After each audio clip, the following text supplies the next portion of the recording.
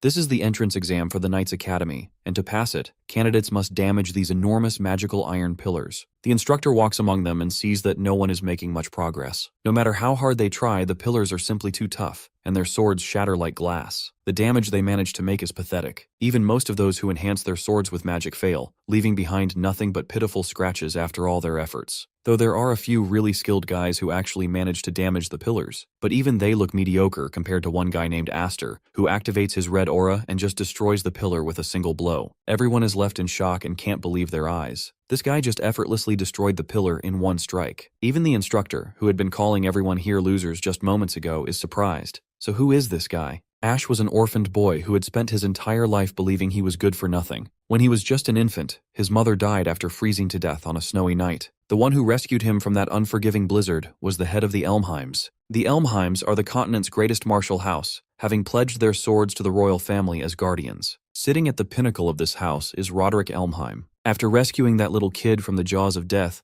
Roderick became his surrogate father. While growing up in the Elmheim family, Ash was constantly looked down upon for not having wings on his back. You see, wings are a symbolic representation of the magic and power one possesses. The more wing crests you have on your back, the greater your abilities. But since Ash had no magical powers within him, he was dubbed the Wingless. Still, the unfairness of fate didn't keep him down. He continued practicing relentlessly in an attempt to get stronger, holding a firm belief that hard work always pays off. And indeed it did, just not in the way he hoped. He lived his entire life following his father's pointers, doing everything he was told. Yet in the end, he was betrayed. His father wanted him dead. Along with his other sons, they finally ambushed him. The boy tried his best to fight back, but being magicless, he couldn't really go up against his despicable father and his wretched brothers. Eventually, he was tied down and pierced through the heart. Before his soul escaped his body, he posed a dying question to his father. Why did he raise him if he wanted him killed to begin with? It was then revealed that his father never intended to have him around. The only thing he wanted was to steal the 7 wings Ash was born with. Now that he had stolen what he raised him for, it was finally time to discard this wingless boy. Of course, Ash wanted Roderick to explain what the hell he was talking about. But the only response he got in return was his merciless brothers stabbing him to death while his father simply walked away. As his consciousness began to fade, he started to feel cold, and soon found himself back among the living. He is currently inhabiting his infant body. He has regressed to the moment when he and his mother were ready to die in the blizzard. Sadly, his mother is already dead in the snow, leaving him behind. Moments later, he hears an entourage of knights looking for his mother under Roderick's command. Their agenda is to retrieve the infant, and that infant is our boy. This sounds all too familiar to Ash. He recalls that in his previous life, he was told he was found on a blizzardy night. This makes him realize that perhaps he has regressed back in time. Realizing he is in danger, the little infant begins crawling his way through the snowfields. The magic exuding from him helps keep his body warm.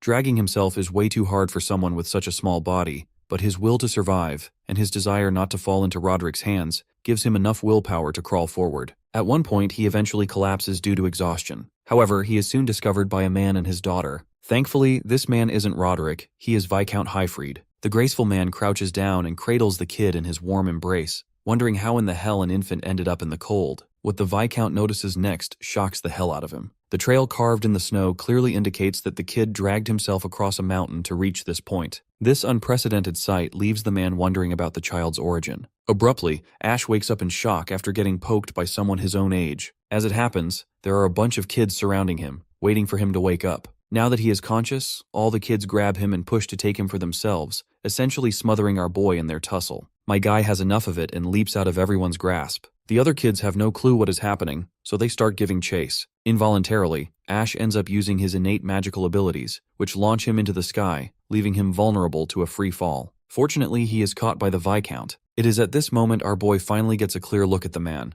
only to be shocked when he realizes who it is. It turns out this man is Duke Roderick's older brother, Viscount Highfried. The poor guy is devastated. He crawled all the way through the blizzard only to end up in another house of Elmheim. Here is a little context about Highfried Elmheim. This man rules over the Viscount house, a branch family of the Elmheims. Highfried once stood as one of the twin wings, alongside his younger brother Roderick, entrusted with protecting the royal family. However, Viscount Highfried supposedly met his end while fighting in a civil war. His death apparently led to the downfall of the Viscount house. Seeing this man alive only solidifies Ash's previous assumption about having returned to the past. Though ending up in his enemy's brother's house was something he never even considered, the mistress takes hold of this peculiar child who literally launched himself into the sky using magic. She had doubts that he wasn't a normal boy, and this confirms her suspicions. Even the Viscount thinks that the child harbors immense strength, and the wings etched across his back are living proof of that. The kid has 7 wings on his back. When little Ash realizes that the boy who was once considered wingless is actually the owner of 7 wings, he is stunned. Everything clicks. He finally understands what Roderick meant back then. In his past life, that bastard merely rescued him with the intention of stealing those 7 wings that rightfully belonged to our boy. The thought that he was mocked and looked down upon for being wingless by Roderick is infuriating. Just then, the mistress poses a curious question to the Viscount, wondering what he plans for this kid. The Viscount stands in cold silence, which makes our boy dread the worst. He has been robbed of his wings once, and he doesn't want history to repeat itself. Contrary to what the kid had been dreading, the Viscount shows a very positive attitude toward the child and wants to adopt the infant as his son. Extending his hand, the man pats his newly owned kid to express his affection. He sees this child as a weak fledgling unfamiliar with the ways of worlds, a bird who has yet to learn how to take flight. He decides that until the day the kid learns to soar through the skies with his wings, he will take the responsibility of raising him. Ash's eyes light up upon hearing such sincere words because he can tell they are honest. Eventually, the other kids also stumble across the room while attempting to search for our boy. The oldest among them expresses how worried they were about him. One little girl approaches her mother and requests the name of this child. The woman holds the kid up just like Rafiki holds Simba and graces him with the name Aster. His name symbolizes a new star who has been born into the family. And just like that, 10 years pass. Lord Highfried makes his grand arrival right outside a massive mansion of Duke Roderick. Following him is our boy Aster, accompanied by his sister, Alphen. She is the same adorable Alphen who was just our boy's age back then. Now, she has turned out to be a fresh flower plucked straight from a garden. Let's learn about the reason why the Viscount and his kids are gathering at this place. The Sword Dance Gathering is an annual event hosted by the Duke's house under the Elmheim banner. In simpler words, it's a social gathering of nobles hailing from warrior houses. This gathering acts as a catalyst for them to come closer and make new acquaintances. It is also a place of rivalry, where each house shows off their young swordsmen who carry their family names. As Viscount Highfried and his kids make their way through the crowd, we realize that they aren't well accepted in this gathering of nobles. Everyone is whispering among themselves, talking shit behind their backs. They are sure the Viscount is once again going to end up humiliated like every year. What's more hilarious to them is the fact that Viscount Highfried has adopted some runt of unknown background. Everyone loathes them for one reason only. The Viscount is seen as just a stubborn stain on Elmheim's shiny name. Since it is the first time Aster is partaking in this annual gathering, he isn't very familiar with the ropes. So, his sister warns him to stay firm on his feet and avoid showing any sign of weakness. Those who appear weak will be the first to get blown out of the competition. His sister's trembling hands make Aster realize the standing of the Viscount family isn't that strong. And well, that's exactly why Viscount Highfried brought Aster with him. He wanted him to witness firsthand the current position of the Viscount family within the Elmheim name. Perhaps sensing this, he questions his foster child if he is disappointed by their downfall, while my guy expresses full enthusiasm about the situation they are currently in. Even though Aster isn't a masochist, he is still enjoying this cold reception they are getting upon arrival. His enthusiasm certainly amuses the Viscount, who is relieved to see his forward-thinking attitude. You see, in Aster's past life, he too was called the disgrace of the Elmheim family. The kind of reputation he had then is nothing compared to this. Coming back to this place doesn't jog any fond memories because there aren't any. However, Aster is looking forward to making some new memories that will be painful to some, but amusing to him. After all, he isn't the runt he used to be. He has his 7 wings, which is more than enough to devastate both of Roderick's brats. This time, he is ready to make a spectacular debut that he always deserved. Fast forward to the arena, with 2 contestants already duking it out. In an era where everyone yearned to become a knight, an individual would have to compete hard to stand at the pinnacle. For that, a knight must possess both strength and elegance. To achieve strength, excelling at swordsmanship is necessary, while elegance and splendor can only be earned through fame. Those who possessed both qualities were granted the absolute family symbol, the wing crest. As one of the contestants takes the title of the wing crest, the audience erupts in a round of applause. The intensity and energy in the air are as intimidating as ever, and it never fails to rattle Alphen. Since both her other sisters, Fren and Freya, had already witnessed the cutthroat intensity of the competition, they simply refused to even join as spectators. The victor must dominate and humiliate the loser in an effort to show off their dominance. Even the sight of the loser in front of him reminds our boy of his miserable past self, who was a laughingstock for others too. His sister abruptly interrupts his thoughts, snapping him out of it. Perhaps she thinks he is feeling scared, which is understandable since it's his first sword dance gathering. Well, it's clear his sister is misunderstanding his situation. He is far from scared, and when he proclaims it confidently, his sister gets confused for a moment. Right then, the Viscount announces his departure for the time being since he has a conference meeting to attend. Before walking away, he hands over the responsibility of Alphen's safety to our boy's shoulders. The girl feels offended for obvious reasons. After all, she is a year older than him. The father then also hands over a free loading screen tip to his son as well. Since there are many people around his age, he suggests he try to get along with them and make new friends. However, he quietly warns him to conceal the secret of his 7 wings from everyone. With that, the man is off, leaving the siblings standing there, surrounded by people who eye our duo like wolves. The both were receiving a condescending and judging glare, as if they were nothing more than intruders who didn't belong here. Our boy thought of the hostile atmosphere and figured it would be impossible to connect with people here. But suddenly he saw someone and immediately walked away from his sister, leaving Alphen in confusion. The boy had finally scored an opportunity to make friends, but that was just an excuse.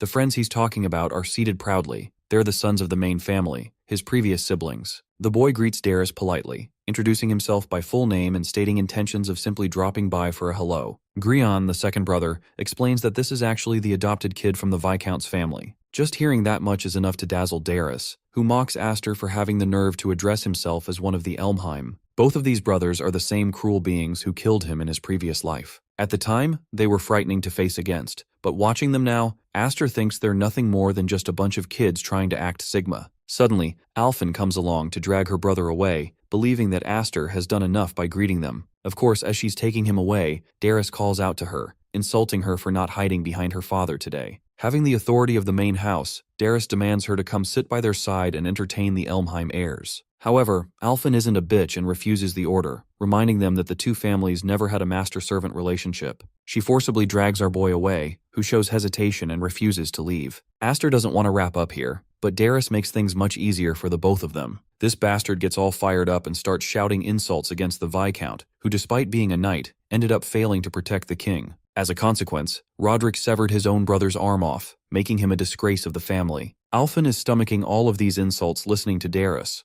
but this man drops another zinger by pitying her for sharing his loser uncle's blood. The rage bait is successful, causing Alphen to go up and confront the mocking brat. She wants to stand up for her father, but her display of bravery is torn to shreds when he spits out his grape juice right in her face. Darius reminds Alphen that useless girls like her can't inherit the title, so her father must also be disappointed in her. He also questions her dressing up improperly, without having any clothes to prevent getting wet. Alphen stands there at the brink of crashing out, and while watching this scene, Aster is grateful. He's grateful for the fact that his shitty brothers are still the same, because now he doesn't need to quell his anger. It's just a good reminder of why he wants his revenge in the first place. Aster enters the chat by grabbing another bottle before going up to his sister and tossing the bottle up high. The noble quickly grabs the bottle, not knowing that it was the perfect distraction. At that moment, our boy unsheathes his sword so fast that he cuts the bottle and spills its contents on Darius's face. The arrogant noble is caught off guard, reduced to an embarrassing sight, while Aster cleans the liquid from his sword before tasting some of it in his mouth. He realizes that it's actually just grape juice and not wine, which is the perfectly fitting for trust fund baby nobles who want to act tough. Just 3 years ago, Aster's unfathomable energy leaked while his father, the Viscount, tried his best to restrain him. The boy's outrage had harmed Alphen, and the rest of his sisters were in grave danger. He continued to unleash the might of the 7 wings, becoming the most unstoppable force on the planet. Aster's leaking energy was devastating to the point even the Viscount felt uncertain in his ability to stop him. The boy was consumed by his berserk state. Back to the present, Viscount Highfried receives a sudden visit from one of his servants. He has interrupted an important conference for an immediate announcement, revealing the clash between the sons of Elmheim branches. The announcement stuns Highfried, while Roderick stays mogging. Highfried aura farms with pure Sasuke energy, when suddenly Alphen bursts through to explain the situation. The other members in the conference witness the ongoing duel between both the great Elmheim brothers. It's a rare sight in the arena, so everyone's looking forward to it. After all, the winner of this match could very well decide the fate of the sword dance gathering event. On one side stands Darius, the arrogant dickhead who thinks he's hot shit just because he belongs to the main family, even calling our boy a worthless stray that their family took in. Wearing his power with pride, Darius shows off his 4-wing crest, impressing the audience with his might as the son of the Duke. To mock him, Darius taunts our boy to show everyone his wing crest in an effort to humiliate Aster for having a weaker wing crest than him. Our boy confirms to this wannabe imbecile that showing off is indeed embarrassing, so he couldn't ever stoop so low. Watching Aster's calm and collected response pisses off Darius even more, but our boy's not finished there. He places a condition, emphasizing that if Aster won, he's going to make Darius apologize to Alphen. In return, Darius wants Aster to become a dog for him for the rest of his life. We get some real action as the brain-dead autistic monkey lunges forth with his dual blades. The first swing is casually blocked by Aster, who is still sent back from the impact. Watching his sword tremble is enough to show that Darius isn't a pushover opponent, while the redhead glazes himself as the mightiest of them all. A proper sword clash follows as both fighters exchange swings in their dance. Alphen is worried for her brother, but it's worthy to note that Darius's swordsmanship is lacking. But even with half-decent sword skills, the real advantage is that the punk has an overwhelming amount of magic. That's what makes the wing crest bearers so different from ordinary fighters. A single wing could be used to represent the magical power of a candle. The magic of 4 wings, on the other hand, is exponentially stronger. That's why Darius is confident in his barrage, as he's got the firepower of an explosion in his arsenal. Heavy on the offense, Darius taunts his opponent for being tight-lipped, wondering where Aster's confidence disappeared. Meanwhile, our boy is casually playing defense, prompting Darius to take even more extreme measures and aiming for a heavy dual-blade strike. The spectators suspect that this fight's going to finish with this next hit,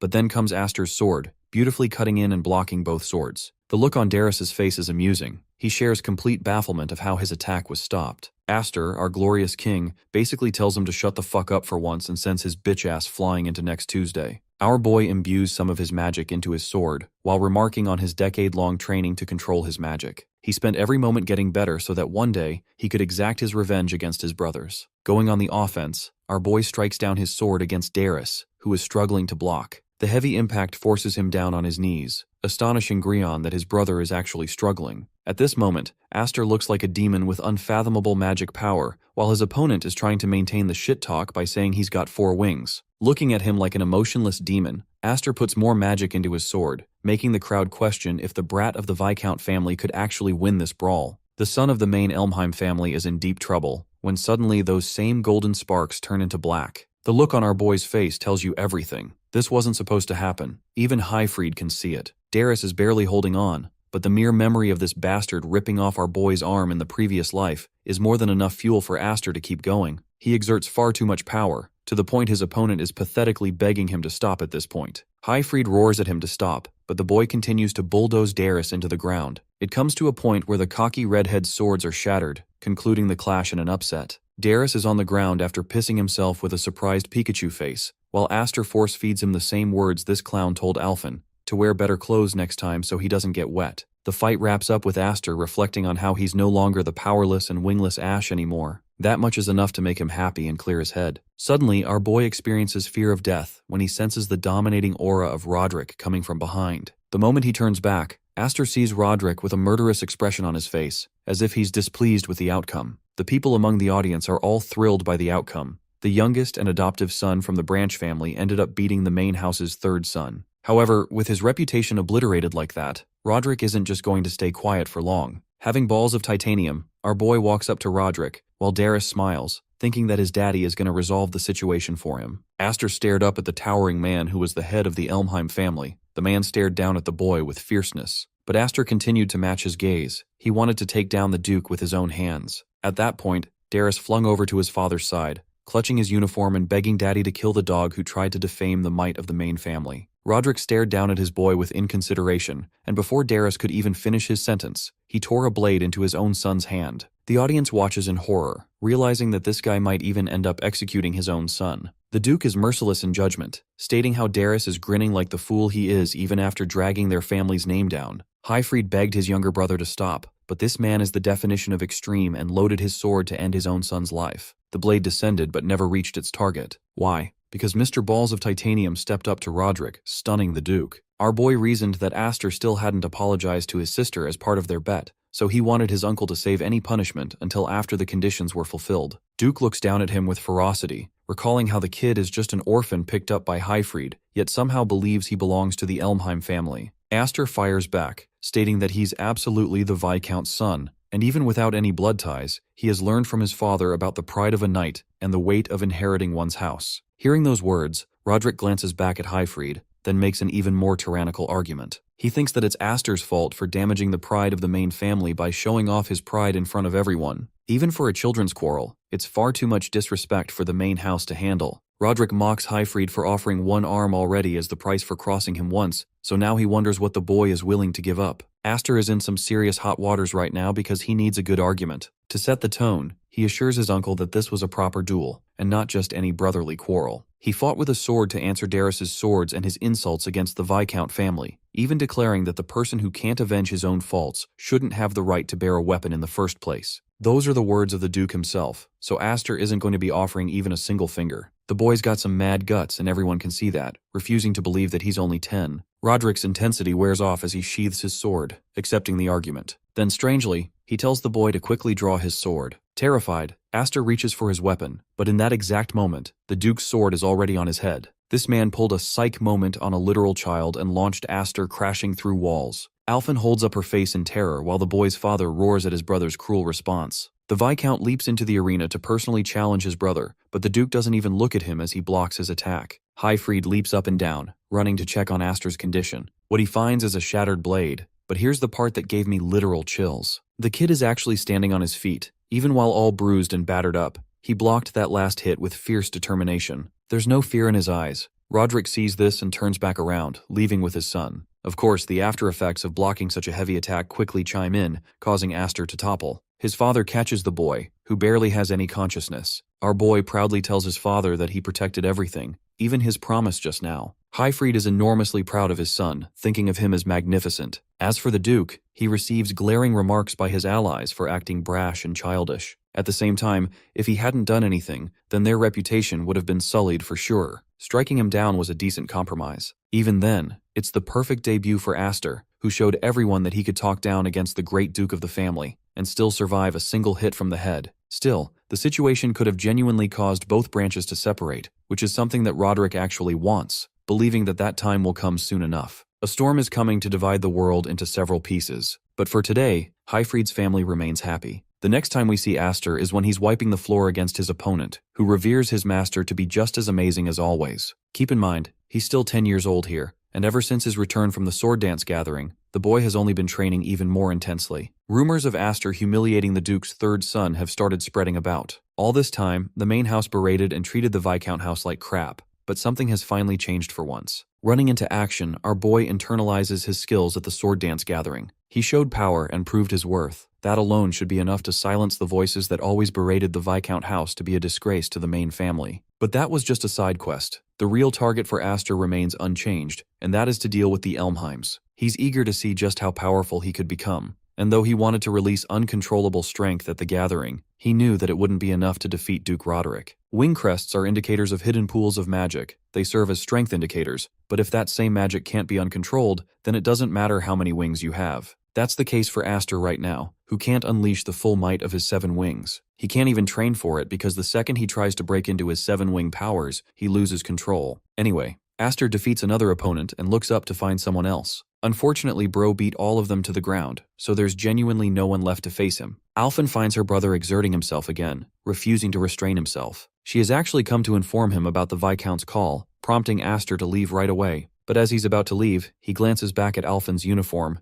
and she turns around to question his confusion. The thing is, she's wearing a different outfit than usual. She refused to wear this one in the past because it wasn't cute, but now Alphen has learned that she must also grow in a similar manner to her brother. Alphen points her sword in his face, declaring that the next time he returns, they're going to be having a little face-off. Our boy smiles, sarcastically hoping that his sister doesn't just kill him on the first hit. In the next scene, Aster knocks on the Viscount's door to attend his call. Highfried has been waiting for the boy and orders the boy to take a seat, indicating that the matter isn't trivial. Our boy sits down, while Highfried explains how 10 whole years have passed since they welcomed him into the Elmheim family. Putting something on the table, he shares how he wanted to wait until Aster had grown older, but figured now is the right time. The crimson ring resting on the table isn't just an ordinary gift, it's an heirloom that declares the boy's position as the next head of the branch house. Highfried openly announces his desire for the boy to inherit the Viscount's house. This announcement is unexpected for his son, and Highfried even admits that the position is fragile. The unfortunate reality is that there's still a branch family bearing the name of the Elmheims, which is why as lords of certain territories, they have duties to uphold and lands to protect.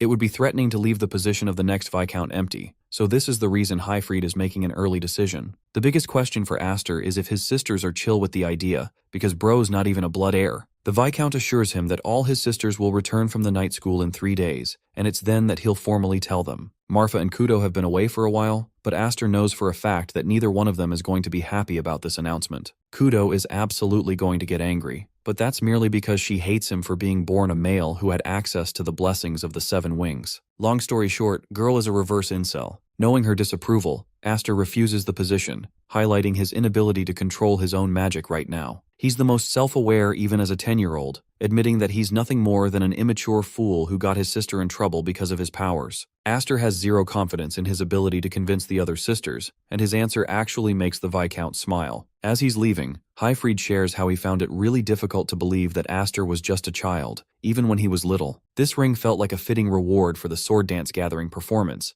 but if Aster is going to refuse the heirloom, then the next option is more fitting for him. Our boy's eyes draw open in shock at the sight of the gorgeous magic sword, Gram, a weapon capable of taming the 7 wings' power, the only sword that is capable of swallowing magic whole. In the next scene, both of them are out in the forest to test out the might of the sword. Aster doesn't get the point of coming out all the way here since the training hall would have been plenty to test its powers. But it's only because his beloved son is dangerous and breaks things often during training. The Viscount emphasizes that the magic sword is a legendary blade passed down to the eldest sons of the Elmheim family. This generational tradition is the reason why Highfried got the weapon, and he even brought it from the main house just to give it to his son. The Viscount tears off the sword's wraps, but much to the boy's shock, the sword doesn't have anything to work with. The weapon is literally broken and can't even be used for combat. But suddenly, when the Viscount channels magic into it, the same weapon pulses with blazing red mana, creating a sword full of magical power. That's why this weapon is considered the Blade of Potential, because its limits are only decided by its wielder's capabilities.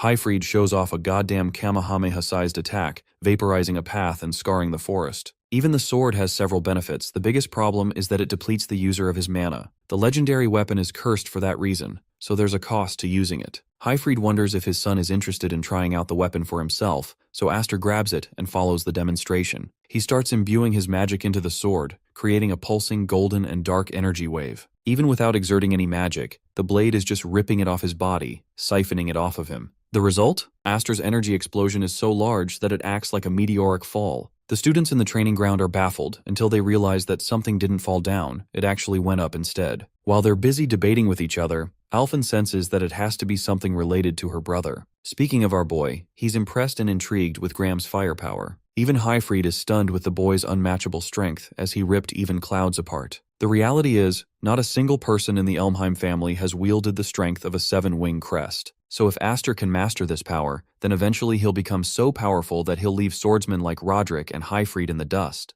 The very thought of being able to surpass the head of the family is motivating enough for Aster. However, the Viscount leaves the boy with a warning. If people learn about his bottomless power, that he possesses the 7 wings, it's absolutely given that they'll despise and target the boy. Several will use schemes to manipulate and take advantage, while others would exploit opportunities to kill the boy. Offering his hand, Highfried believes that until Aster becomes unstoppably strong, he needs to train harder from now on. The boy clasps his father's hand, admitting that he refuses to lead a miserable life like he did in the past. Thankful to his father, the boy promises to master the 7 wings no matter the cost. 3 days passed from that point. The sisters that left for night school were welcomed back into the family. Kudo and Marfa have returned, and immediately the eldest sister reaches out to the little ones for a wide hug. But instead of embracing her, the younger sisters run up to hug Marfa, rejecting Kudo like she never even existed. The poor girl got cooked so hard, it turns out the little sisters despise Kudo for teasing them and messing up their hair. Kudo pretends to be cool, acting like that never even happened because she's mastered knightly etiquette. She glances back towards Alphen, before charging at her for a hug. Alphen doesn't even get how she's being dragged into their mess, while Marfa looks around, curious to note why Aster's missing from the party. The mention of the boy drags down Kudo's mood, who seems to have no interest in caring about him. Speaking of our boy, the kid is a menace right now and unleashing bursts of magic. Mastering his weapon has become a pain. So far, he can wield the magical blade, but suppressing its enormous energy is difficult. Somehow the Viscount could do it easily and control his output. Watching him train so intensively, Kudo greets her little brother. The boy is surprised to see her return like that, while Big Sister scolds him for not even having the respect to welcome her return. Kudo continues to berate him, questioning Aster's ego and asking if he's really so special for the ordinary Elmheims. She even heard about the things that went down at the sword gathering event. The whole night school couldn't stop yapping about Aster's performance. Calmly replying back, the boy highlights Kudo as truly special in her own way. Despite being a trainee, she has experienced several dangerous missions and survived all of them. She was the only knight in her group to receive the Medal of Honor of the Year. However, Kudo thinks it's just the bare minimum for her to inherit the Viscount's position. Kudo then reveals her knowledge of Aster's refusal to become heir, and she even knows that he refused the position for her sake. Bro is low-key frustrated that his father couldn't keep something private for once, and clarifies that he only turned down the position because he felt inadequate and underqualified. In response, Kudo walks up to a tree nearby, remarking how both her father and brother know about her lifelong dream, and yet, they're both cruel. Aster watches in shock as she cuts down the tree, swiping it all the way towards our boy. Luckily, he dodges it just in time, questioning what has gotten into his sister all of a sudden. Facing him with the full intentions of combat, Kudo remarks that she's here to test his skills. This time she won't be holding back even a little. The boy tries to stop her from doing something reckless as his weapon is still incomplete, but she thinks he's making excuses that the enemy on the battlefield will ignore. Aster can't believe that she's announcing herself as an enemy, while the knight remarks her only condition for life is to always be prepared for battle. Getting into stance, she warns him not to hold back, or else he'll be completely smashed into the ground. Kudo lunges with incredible speed to take her brother down, while Aster struggles to face his sister, especially since he hasn't controlled his magic just yet. With no choice left, he activates the magic sword, knowing it's the only thing that's going to protect him from Kudo's wrath. The battle between the strongest siblings begins. The fight starts with the older sister playing rough,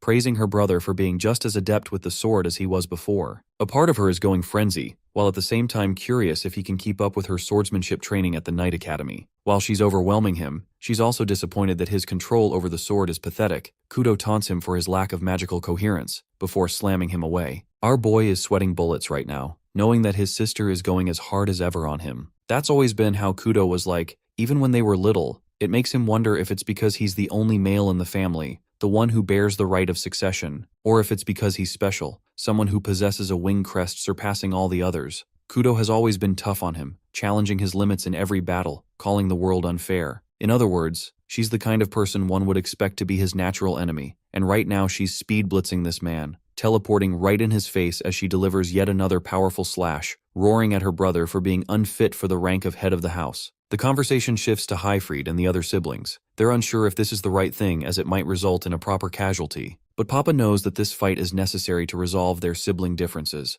Reckless it may be, it still won't reach to the level of ruin for either of them. Or at least that is what their sister hopes, but she's curious why they were being immediately summoned from the Knight Academy in the first place, because it's not like he desired to speak of the succession to begin with. Highfried confirms this, before pulling out an envelope from the box, revealing that it's actually a summoning from the main Elmheim house. Apparently the elders who led the core of the house want to see the face of their grandson once more. This is an unexpected and major development. Highfried is mostly worried that at any rate, they will end up losing Aster to those hounds. Back to the scene of the battle, both siblings are duking it out with Kudo mostly being on the offensive. Aster reminds his sister that he'd already turned down the offer of succession. His own father knows that, and yet, Kudo hellishly attacks him, explaining that even their father disagrees with his decision. Her every hit is making him feel the weight of the earth, as if a powerful troll monster was swinging its enormous mallet and drowning him with its force. To retaliate appropriately, our boy clutches his sword, and somehow deflects her sword to the side, gaining an opening advantage that he could use against her.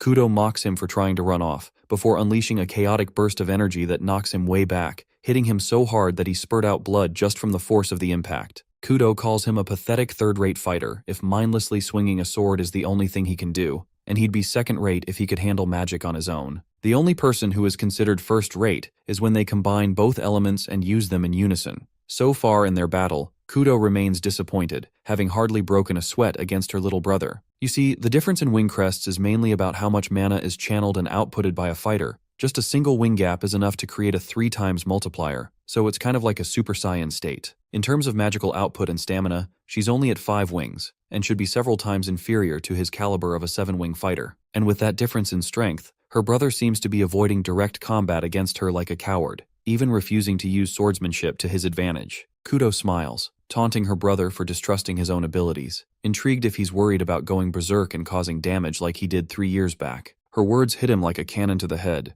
Deep down, our boy just realized that he may have been subconsciously limiting his own powers out of the fear of hurting people again. Looking at his weapon now, it makes him wonder if that limitation is becoming an obstacle in his wielding of the sword, because he's suppressing his magic. Kudo is frustrated. The brother who stands before him has everything she could ever want, and yet he's being arrogant without even realizing how lucky he is among them. The sister lunges forth to steal it all from him, pushing him one last time to actually lock the fuck in for once. In response, this man swings his sword with the cleanest cut, deflecting her full force strike with a single swing. He then thanks his sister for helping him awaken, making him remember what he's truly capable of. What shocks her next is how this man is jumping up in her face without even manifesting his magical sword. Kudo knows that this guy clearly hasn't run out of mana, but bro is going full psycho mode at this point. She aims to block this swing, while preparing to unleash the unending magic hidden deep within his special crest. Our boy knows that he can't master this ability right now, but for one single moment, one definitive moment, he lets all of his magic out, without even the desire to maintain his manifested blade strike. Impressed, she manages to block his attack, praising him at last for thinking of something creative. Our boy admits that he has no desire to waste yet another life, the same second chance that he's been lucky to have. He won't lose this newfound power, or his sword, or even his most beloved family, because these are all the things that he couldn't hope to achieve no matter how much he struggled before. By the way, unlike other isekai protagonists, this man literally said all of it out loud.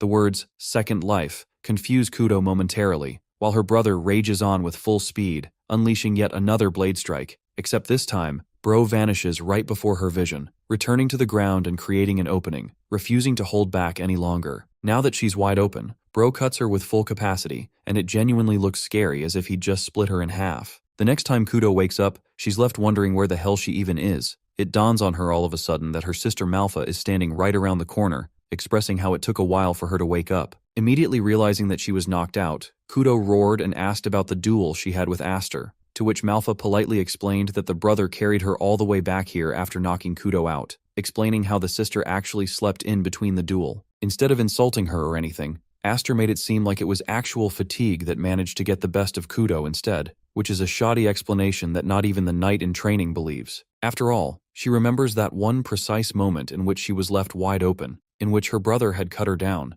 but she also knows that he must have disintegrated the mana sword right before impact, making her only feel like a tiny little fraction of mana cutting her body instead of the fully charged blade. I mean, it's kind of obvious that Aster is the kind of person who would never slaughter his own siblings, but Kudo knows, the kind of devil she saw in his eyes back then, really made her question if bro was about to send her ass to the Shadow Realm for good. Despite the fact that he's far younger, she can tell that Aster harbors quite the spiteful spirit in him, which makes Kudo smile if anything. Grabbing her sword, she asks Malfa about their younger brother's location, refusing to let their iconic duel end on her loss, with the full intention of going all out from the beginning. Malfa colors her sister a new surprise regarding Aster, expressing that the boy already left. This does a number on Kudo, who hadn't anticipated such a development. You see, thanks to the summoning invitation from the main Elmheim house, the boy had to leave alongside their father. What surprises Malfa is that Kudo didn't know at all, because as you can see with her jaw-dropping reaction, girl is annoyed and shocked at the same time that she wasn't made aware sooner. The perspective leads us to the main man himself. Our boy is in his travel carriage sitting across his father.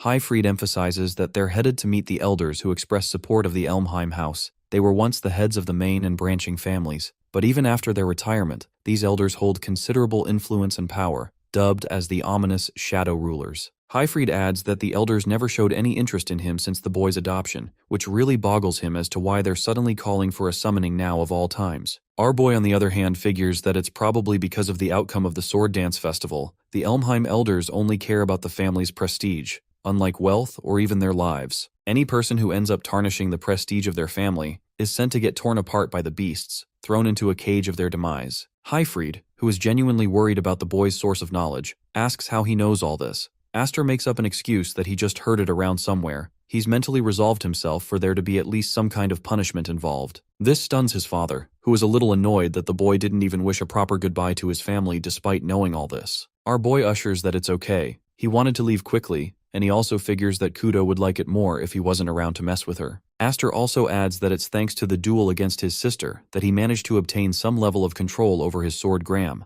helping him draw even more power out of the special 7 Wings crest than ever before. That's why if anything happens in the upcoming meeting, our boy wants his father to stay out of it, resolving himself that he'll be fine. Before Highfried could respond back, both the father and son heard someone shouting just outside the carriage, roaring that the kid shouldn't act arrogant as he's young. Bro's eyes open wide when he sees Kudo's face plastered against the window. This psycho sister came all the way here chasing his ass down. The crazy sister flings herself right inside, annoyed that he didn't even say goodbye to her before leaving, though she's heard all the important stuff about Aster's summoning through the elders. Highfried declares Kudo by her full name, indicating a hint of annoyance, as he reminds the redhead that he can't take her to the main house. But that doesn't bother her at all. She understands her role here, but at the same time, Kudo fears that this summon is going to involve more cautiousness than Aster is letting on. Even someone like Sister Malfa knows this. Everyone is afraid that the boy will never return after stepping foot inside once. Now, our boy downplays the whole situation, acting like nothing bad will happen, but deep down, bro's also worried about getting jumped by the boomers too.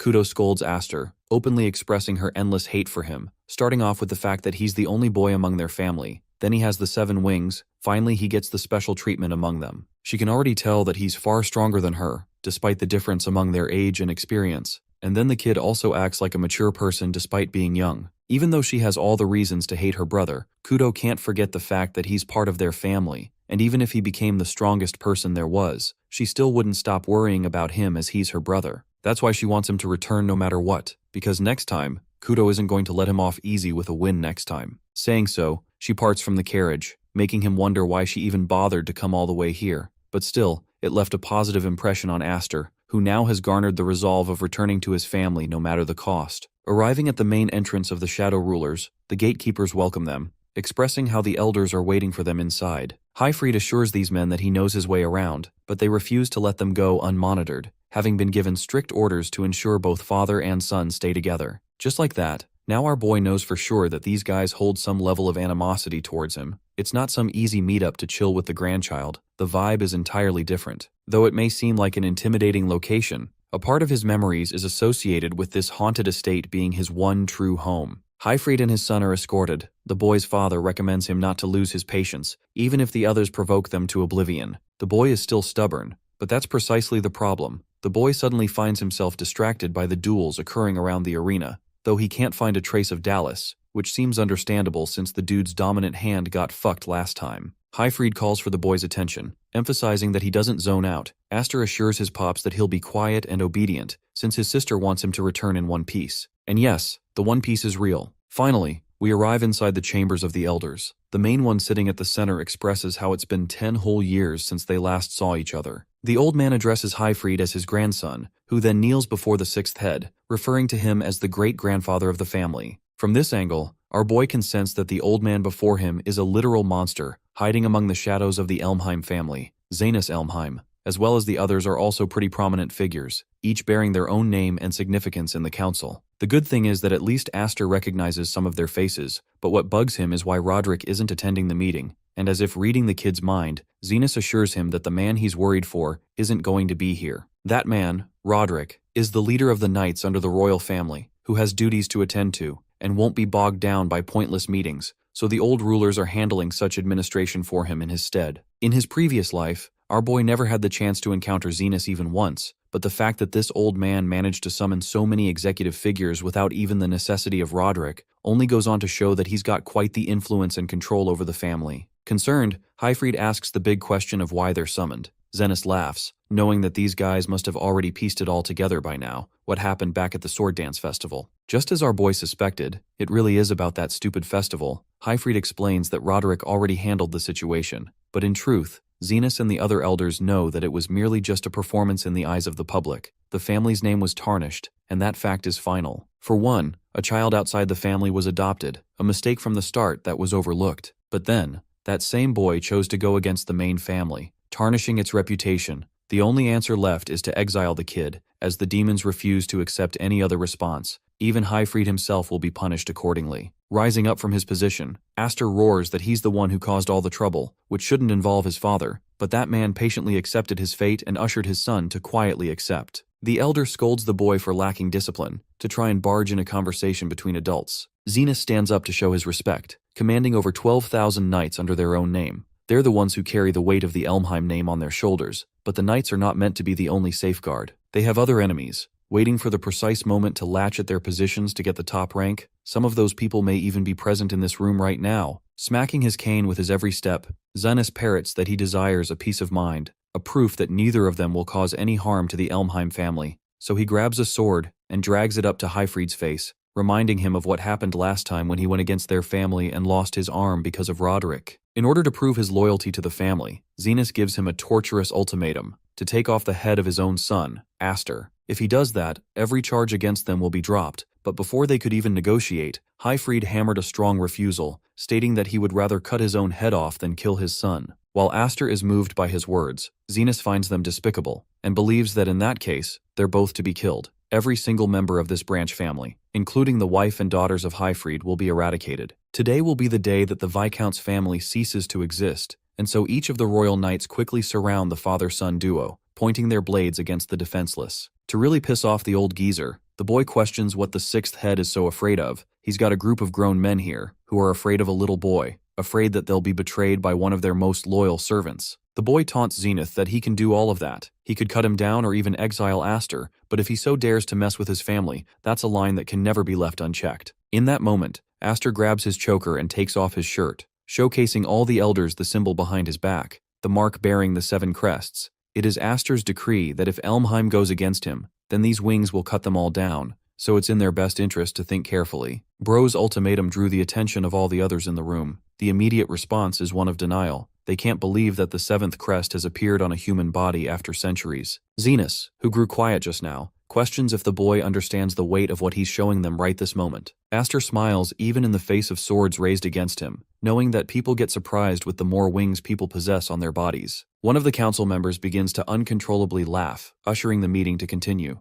Zenas explains that the magical crest is a literal organ of magical power, gifted by spirits which pass on across each generation, refining their strengths, and yet, not a single human has capably reached the 7th wing crest, the only exception being the originators of the crests themselves. Aster catches on and questions if they're trying to accuse him of being a member of the Spirit Clan. Zenas entertains the idea of his wings being authentic, while the Viscount watches in great interest. Our boy responds, explaining that he's still the son of the Viscount. The circumstances of his birth don't matter. What he's most curious about is if they're ready to have him as an ally or an enemy, because even if he was to be exiled from the family, there are other noble houses out there in the world who would welcome the unfathomable power of his wings at once. The ones who fear rebellion the most, the shadow rulers of this same council, will only attract more trouble to their doorstep, so it's in their best interest to have him as close to them as possible. After all, these 7 wings are bound to surpass even the might of the great Duke Roderick when he reaches his full potential. Those words scare the crap out of the elders, who know that the child is speaking the truth. The family of Elmheim isn't some monolith. Rebellions are expected, and in fact, one massive civil war is destined to break out soon, devouring the whole country, swallowing the future that Aster has already witnessed before his eyes. To make sure this family survives the onslaught that is to come, the boy intends to determine for himself what person he chooses as his allies or his enemies, even if he has to desperately take risks. Zenas, who is still on his high horse, shouts that the boy can't possibly be worth that much,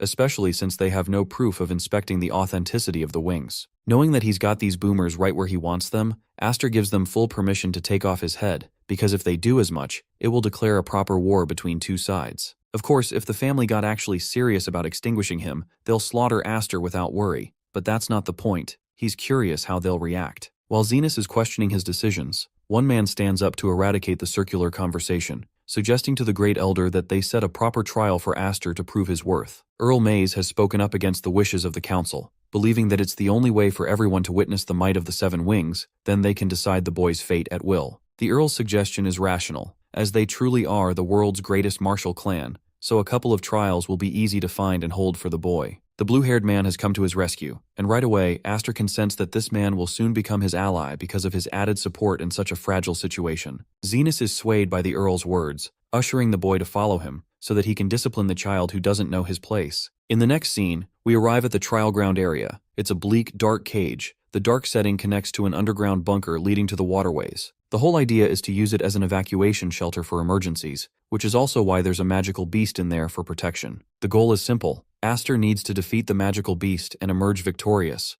Highfried is pissed off that the kid got himself in trouble again, even after the Viscount hoped for him to keep the wings a secret. But this is the wise decision from Aster's front, because our boy knows he can't keep a secret like this in hiding forever. Leaving for the trial, the father advises his son not to let his guard down, while Aster goes out swinging down the chain like a literal badass. As he's descending, he glances at Earl Mays' most satisfied expression, as if he's expecting the boy to do well. Our boy makes contact with the bottom moments after, realizing that the setting is extremely dark, making it incredibly difficult to see. Then his eyes glance ahead in pure shock and horror, while Zenas explains that he already gave this trial to Dallas, so that he could reclaim his honor. What became of him, you wonder? Bro's head is laying around wasted. The guy couldn't even lay a finger on the beast. Having located the magical beast, Aster readies his sword, while Zenas expects great things from him. The The trial begins with the mighty beast roaring in Aster's face, an effort to intimidate him. Battle of life and death aside, our midget is only concerned with the fact that rumors of magical beasts being kept inside the manor are true. Seeing Dallas's limbs torn apart makes even our boy want to pity the way the kid went out, which goes to show that the real monsters are the men sitting in the council room of this house. That aside, the magical beast gnaws at the boy, lunging to finish him in a single breath, but Aster gorgeously responds with a single slice, which shreds the creature with cuts all over its body, stunning all the elders through his might. After the fight, the boy's left with a disappointing impression, stating how his sister, Kudo, is far scarier and stronger. But that's the thing, the fight's not quite over yet, as the same monster who was cut down is beginning to regenerate. You see, this thing is actually an undead, and one of the ugliest ones ever too. Highfried roars at the unfairness of this matchup, questioning how the family would even allow the existence of a defiling monster inside their basement. Zenas explains that the creature is attracted to the scent of death, hence it came most attracted to their basement, where death looms all around. The creature is impossible to be killed by any ordinary slashes or burns. That's why even Zenas had it captured, believing it would be perfect for testing someone's strength. That's the reason why they no longer face the issue of disposing of corpses either. Now, though Aster already defeated it once, the undead is out of his league in the sense that it takes a skilled knight just to capture it, and the boy is tasked to kill the beast, which will make it a pathetic death for a talented boy of the 7 Wings crest. The main elder doesn't really care if the boy is killed in this fight, believing that it'll just go to show his worthlessness. At the same time, Zenas is happy to make use of the wings if the boy actually dies, suggesting that he has some kind of way to steal the crest from him, which is why he's okay with Aster's death. The outcome has flipped. Even Earl Mays is concerned, hoping for Aster to show everyone that he won't die easily. Back to the fierce duel, both human and monster are slashing each other, but despite every cut that he renders, Aster gets no response in return. The creature's own regenerative abilities far surpass the likes of any ordinary undead. The main issue with facing an undead is that it's, well, a fucking undead. To kill it properly means sunlight is required or some level of purification through a weapon of holiness. If either method fails, then simply escaping its wrath is the typical methodology. Common sense, if you will. However here, not only does Bro not have access to sunlight in the dark basement, he can't retreat either. Using the typical methods will make him seem ordinary, which is why our boy intends to create an everlasting impression as he obliterates the undead with progressively stronger force. His goal is to dominate this ugly monster with destructive, endless magic attacks, such that even the elders watching the duel are starstruck, questioning if the boy finally managed to defeat the undead. Zenas knows the real answer and merely watches with intrigue. The dust settles, and the elder expresses pity for what will now become of the boy, implying his doom. Right then, our boy gets snatched like a baby. Before being slammed into the ground, the undead is back to full health, on top of him with a one-sided advantage. The Viscount roars for his son, but Earl Mays urges him not to try and go help his son, because that decision will be idiotic. Highfried fires back, questioning if he should merely stand here and watch his own son get ripped to shreds. Having more confidence in Aster than even the boy's own father, Earl Mays shares that he should calm down, because from the looks of things and the way the boy is smiling right now, it seems Aster has a trump card up his sleeve. The undead monster's body is clearly being affected. Its size is growing shorter with each hit, implying that Aster's mana blade is doing wonders. With the same confidence, Anakin Skywalker's clone embraces the dark side, manifests his red lightsaber, and impales the undead. Bro's approach to deal with the creature is to repeat the same thing over and over until it is slain, eviscerating its head just by sheer force of the magic blade. It's the same technique that Highfried demonstrated to the boy during their training, but something about it is different now. A vortex of energy is shot out,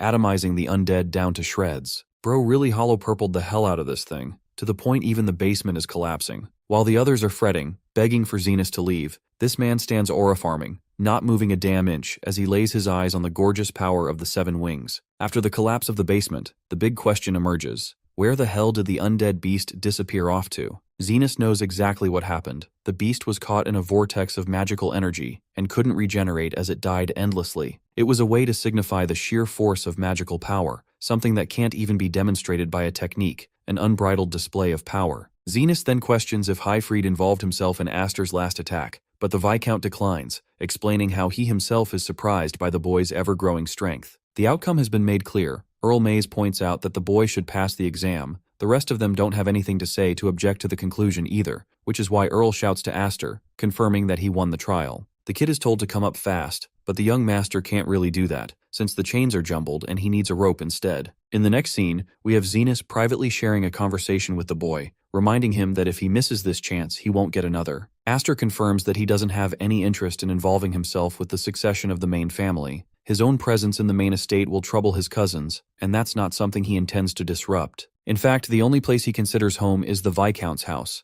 an act that Zenas considers one of humility, even though it's impossible for Aster to hide the ambition gleaming in his eyes. The elder has sharp intuition, to the point he can already tell that the kid intends to go against the Elmheim family someday, making him wonder if Roderick is his true enemy. This throws our boy in a tense and guarded state. Zenas assures him that he doesn't need to be so cautious, as he doesn't desire any further conflict for now. This fact surprises Aster, who emphasizes that the sixth head typically does anything in his power to stop rebels. Once more, the old man explains that this family isn't a monolith. Roderick is far too powerful for even them to control, which means the presence of Aster, someone whose powers might eclipse even Roderick's someday, could act as a deterrent. However, if the boy ever dares to go against the elders ever again, then his fate will be set in stone. That concludes their little meeting. Aster heads out and meets his father, who is curious what happened. Our boy shares that he was given an invitation to join the main family, one he declined, which stuns the Viscount, as he would have been given excellent treatment under the main family's own surveillance. Earl Mays adds to that as well, but the million-dollar question for Aster is why this dude straight out of Genshin Impact decided to help him out there. The guy acts humble, explains that he just wanted to play a little trick on the brat. His words annoy Aster a little bit, but what's truly important is that now, the boy has officially become the master and wielder of the Seven Wings. In fact, he ushers the kid to look around.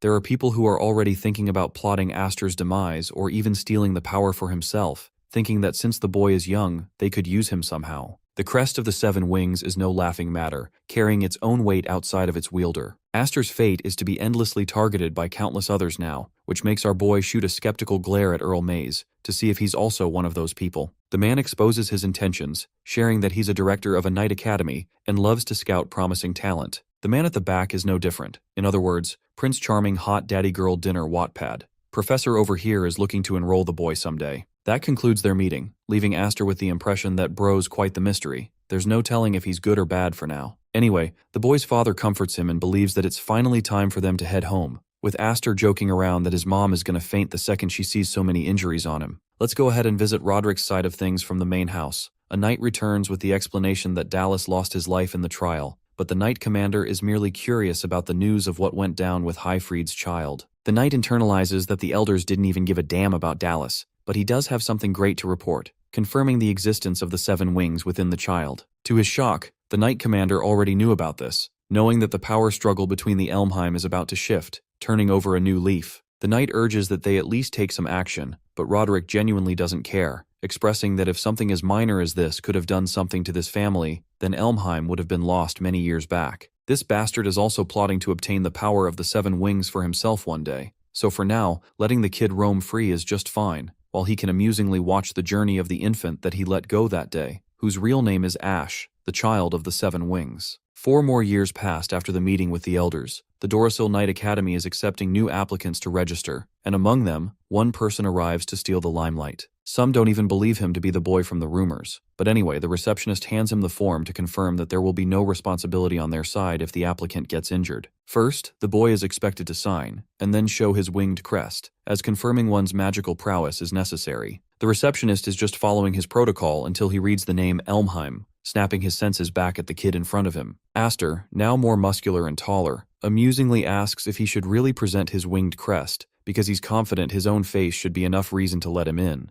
Walking among the others like the chosen one himself, Aster ignores the ramblings of a man who calls out to him, addressing him as the so-called young and mighty one. This is Bigger Smites, a man who hollers at the kid for having come to the wrong place, as this selection is given to the elite of the elite knights, reserved for royal candidates, so to speak. Though this dude glazes the shitty ranking, Aster merely ignores and hardly finds an issue with it. The guy explains how everyone out here has already gone through so much trouble to get here just to retake this heinous exam over and over, just so that they could touch the path of the elites, and then there's him, a boy with a kitty sword acting like hot shit. The man emphasizes that they don't need anyone like him, so it's better for the kid to get lost right off. Well, everyone around can tell that Smites is just being his usual self, hazing at the newcomers like sophomores do to freshmen in universities. Though he's messing around, he seems to be messing with the wrong person this time, as this kid is rumored to be Aster from the Elmheim family of the Seven Wings. Hearing that, Smites' thick little head doesn't comprehend the situation he's in, but one more prominent figure arrives to welcome him in kind.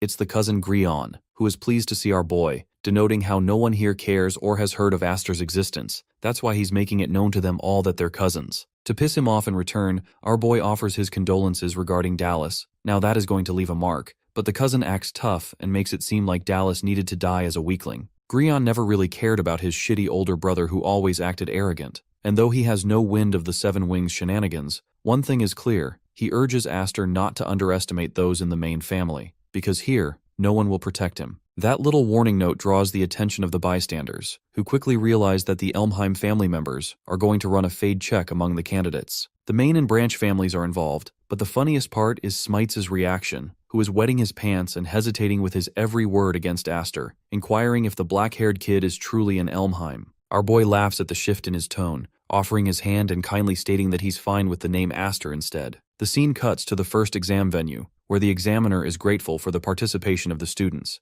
making it clear that the Royal Knights are leagues above the local knights, capable of directly serving the king, protecting him, and honoring their blades to service him. They don't play with blunt swords, what they have is sheer fucking aura, and the battlegrounds for today will test if these guys are fit to serve the king. Our boy, who is looking broad as hell in this shot, only feels happy about making it all the way back here. Back when he was wingless, he couldn't even stand here in his previous life. But now, he has entered a world that he could only dream of reaching, a world where the man at the top of the mountain is his enemy, the Commander Knight of the Royal Knights, Roderick himself. His hatred for the fucker exceeds the bounds of this story. Our boy is dying to cut his head off, but first, he has to make sure that he gets past the annoying selection exam. The test starts off with the examiner preparing magical spears before raining them down like missiles. Oh, and by freaking way, one of them literally kills the brute just behind Aster, which means failure is literal death. The first exam is called the Trial of the Turret. The person left standing will be the one considered the winner, and so spears rain down to cut these cowards while they're left questioning their defenses. At first, they try to run, but the spears are faster, impaling them one after the other. The second and wiser strategy is for them to gang up and protect each other, which helps them stay alive from the omnidirectional attack. Just like always, the ones who've had previous experience during this test know how to react better. The examiner argues that even that won't save the majority of the group, because the first test alone has a 30% survival rate. Ordinary strategies won't last these candidates long, but some interesting combatants are showing prominent results. Finally, Aster is standing there, menacingly farming aura with the spears not even touching him. The rest are questioning what the heck this kid's strategy is, or if he's already frozen in fear. Watching from afar, Grion is praying for our boy's demise, begging for him to get cut down and slaughtered here. And then comes the moment we've all been waiting for. Aster reaches for his gorgeous black sword, unsheathing it in a crimson fury, cutting each projectile all at once. It's a spiraling storm that doesn't even allow any projectile to touch him, with the awakened young master challenging the examiner to turn up the heat. The storm is enough to prove the point that this kid is a literal monster, stunning the examiner himself, who can't believe at the genius of the candidate to create an updraft, as he was the storm itself. At long last, the storm of mana comes to its fitting end, surprising the examiner as it draws all the attention to our boy. The examiner applauds the survivors, creepily encouraging them to look at the bodies of the ones who fell, as those standing have officially passed the first trial. However, without any amount of rest, the examiner intends to show them their next trial, leading them there right off. Smites and the others are overwhelmed in fear and shock, realizing that they're not even going to catch a break despite having faced literal hell. Aster taunts him for getting exhausted already, while the senior can't fathom how this guy isn't even fazed by the test, and has even drawn the attention of the examiner conducting the test, who thinks that the wielder of the 7 wings is a literal beast. The state of things is now clearer than ever.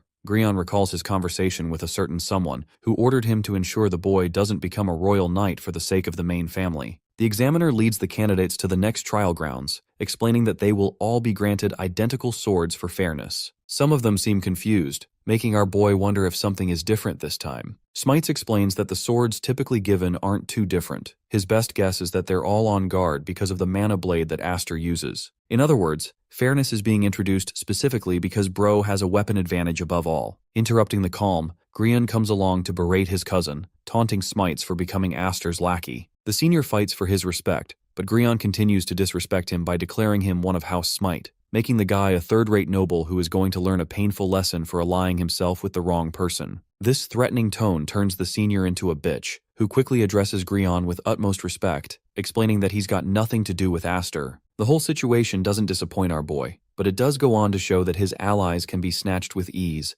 making this battleground a hostile setting. The examiner calls for their attention to explain the rules, This fight is going to be a siege battle in which they're to be divided 3 times fighting for control in several camps. One camp is considered occupied when the contestants' team's flag is displayed on the flagpole, and occupying 2 camps or more will determine the victor. Actions taken to destroy the flags are prohibited, but aside from that, there are no limitations. The swords granted allow full permission to kill any and all enemies in their path, making it a deathly battle royale. With the explanations aside, the examiner divides each team. Grion takes Camp Red, another notable kid takes Yellow, while Smite and Aster have Blue to their name. With the smoke signal already blown, the trial is set in motion. There are a total of 3 flags distributed per camp, with the goal of seizing 2 camps. This practically means that only 1 camp will pass out of 3, but there's something more frightening that Aster is worried about. The rest are focused on the fact that they're going to be up against the main Elmheim family. Our boy doesn't get the source of their fear, while the senior explains that they're all terrified of the retaliation of the Elmheim family, especially since their opponent is none other than Grion,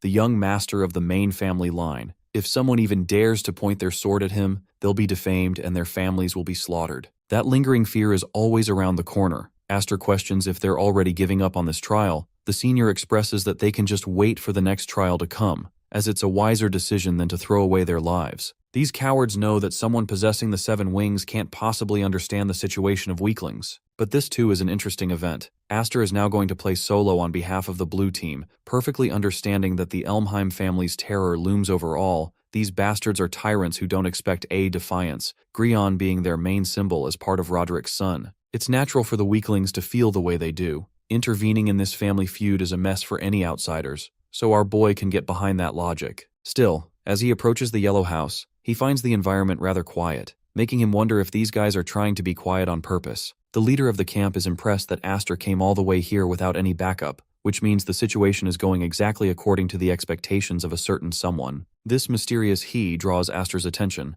but what's more is how our boy is shocked that the yellow camp already tore down their own flag. The blonde whips up the flag in the air, challenging the boy as his opponent, while a red flag marks their camp, basically confirming that the red camp has allied itself with the yellow. At the back of it all, the mastermind is none other than Grion, who has gathered an army of both camps to teach his cousin a lesson in the way the Elmheims truly fight. The siege battle comprises 20 participants in 3 different teams. The goal is simple: a flag raised in the enemy base is a minimum requirement to pass. Currently facing this blonde, our boy is curious why he's given up on the yellow team, and why this guy is siding with the reds. The blonde expresses that he's merely formed an alliance with the Elmheim to eradicate him. By the way, this kid is the eldest son of the Nolan house, mostly noted as the founders of court swordsmanship. And get this, bro, is literally called Christopher Nolan. Yes, that badass director has summoned himself in this manhwa in all his glory. Anyway, the first trial didn't show Nolan's talent all that much because of Aster's storm, but the only ones who made it past the challenge without breaking a sweat were these 2. It shows the significance of Nolan for equaling the performance of a 7 wings bearer. Both of them are amazing in their own right, but only one can pass. Focusing on the fight itself, their clashes go back and forth. Our boy reminds the blonde that even if he forms an alliance, only one team will win. But that's exactly why the cunning Nolan decided for Elmheim to seize victory, teaming up with Grion to attack the base of blue. In other words, Smite and the others are in grave danger behind his back. Aster questions if this guy was also threatened by Grion in the same manner. Nolan doesn't really give a damn. He's simply following what's supposed to be their destined hierarchical path as knights,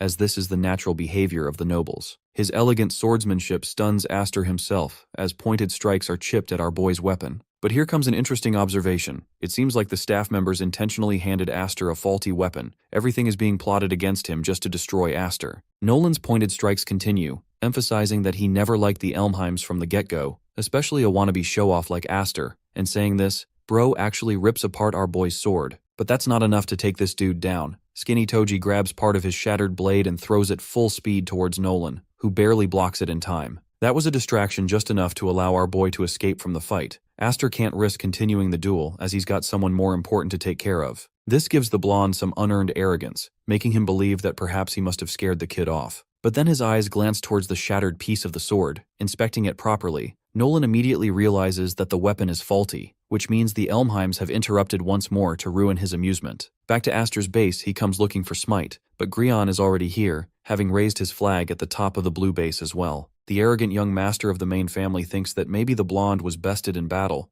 but not that it matters or anything, since they've already secured their fancy third base. It's a total and utter conquest. But instead of listening to this loser's rambling, Our boy questions Grion what became of his trusted comrades. This rains on the guy's parade, while a blade points at Aster's back, and what do you know, it's Smite again who has betrayed him a second time. The senior is feeling massive guilt for doing this, yet he has to for the sake of protecting his own skin. Grion berates the blue team, who immediately surrendered without even showing a hint of resistance, though he's impressed that even the brain-dead commoner monkeys seem to know what side to choose in times of conflict. Our boy questions if they're so confident at defeating him through numbers, but Grion assures him that they've actually already won, as the siege battle is decided by 2 or more bases captured by the end of the exam. So even if our boy ran as fast as he could to raise the flags at each base, he couldn't protect either of them. Because the moment Aster heads to another base, his men will go and retake the base he already captured. This means the 2 bases will always remain consistent, making it a desperate and endless loop.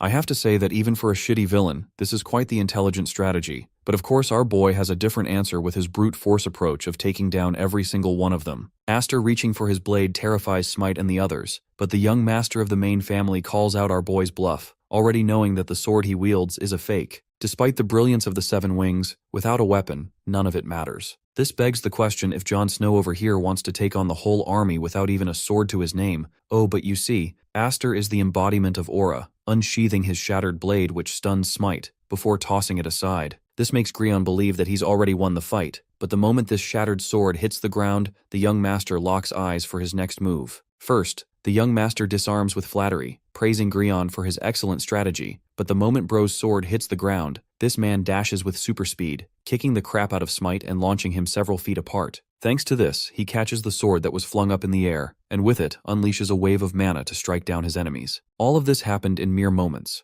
much to the astonishment of Grion, while our boy points his blade to his enemy, highlighting that the only mistake in his plans was to confront him directly, which is going to become the main reason behind Bro's defeat. Cousin over here is fretting and calling him a monster, while Aster powers magic into his feet, spiraling himself upwards like a rocket to cut their distance down. Before Grion could even flee like a pathetic loser, Bro gets shredded with a single cut that destroys his sword. This reminds Aster of the first time he ever flew in the sky. But right now his cousin's frightened expression is a sight to see, as he pleads for mercy, while Aster prepares to descend his sword, satisfied as he obliterates the entire wall. Those watching among Smite and the others question the kind of fighting style this even is, but when the dust settles, they see Aster's silhouette dragging the body of his cousin, reminding me of that one Star Wars scene of Luke Skywalker dragging out Darth Vader. The body is put up for display for everyone to see. Grion questions why his loyal men are standing there watching him getting steamrolled instead of jumping his ass. Considering it an official order from House Elmheim, Smite and the others bolt right into battle, while Aster begins to wonder if they're truly so afraid of being obliterated by the main family. For the weaklings like Smite's, they're just third-rate nobles who would disappear like nothing. He saw his own father beg before the Elmheims. They were weaklings in front of them, and so they lived only to please the ones above them. Of course, someone like Aster could never understand their situation, as he possesses everything in his might. A little annoyed at first, the young master begins to laugh. This whole thing reminds him of conversation against his sister Kudo, who drilled into his head that he could never understand the feelings of those without power. That's why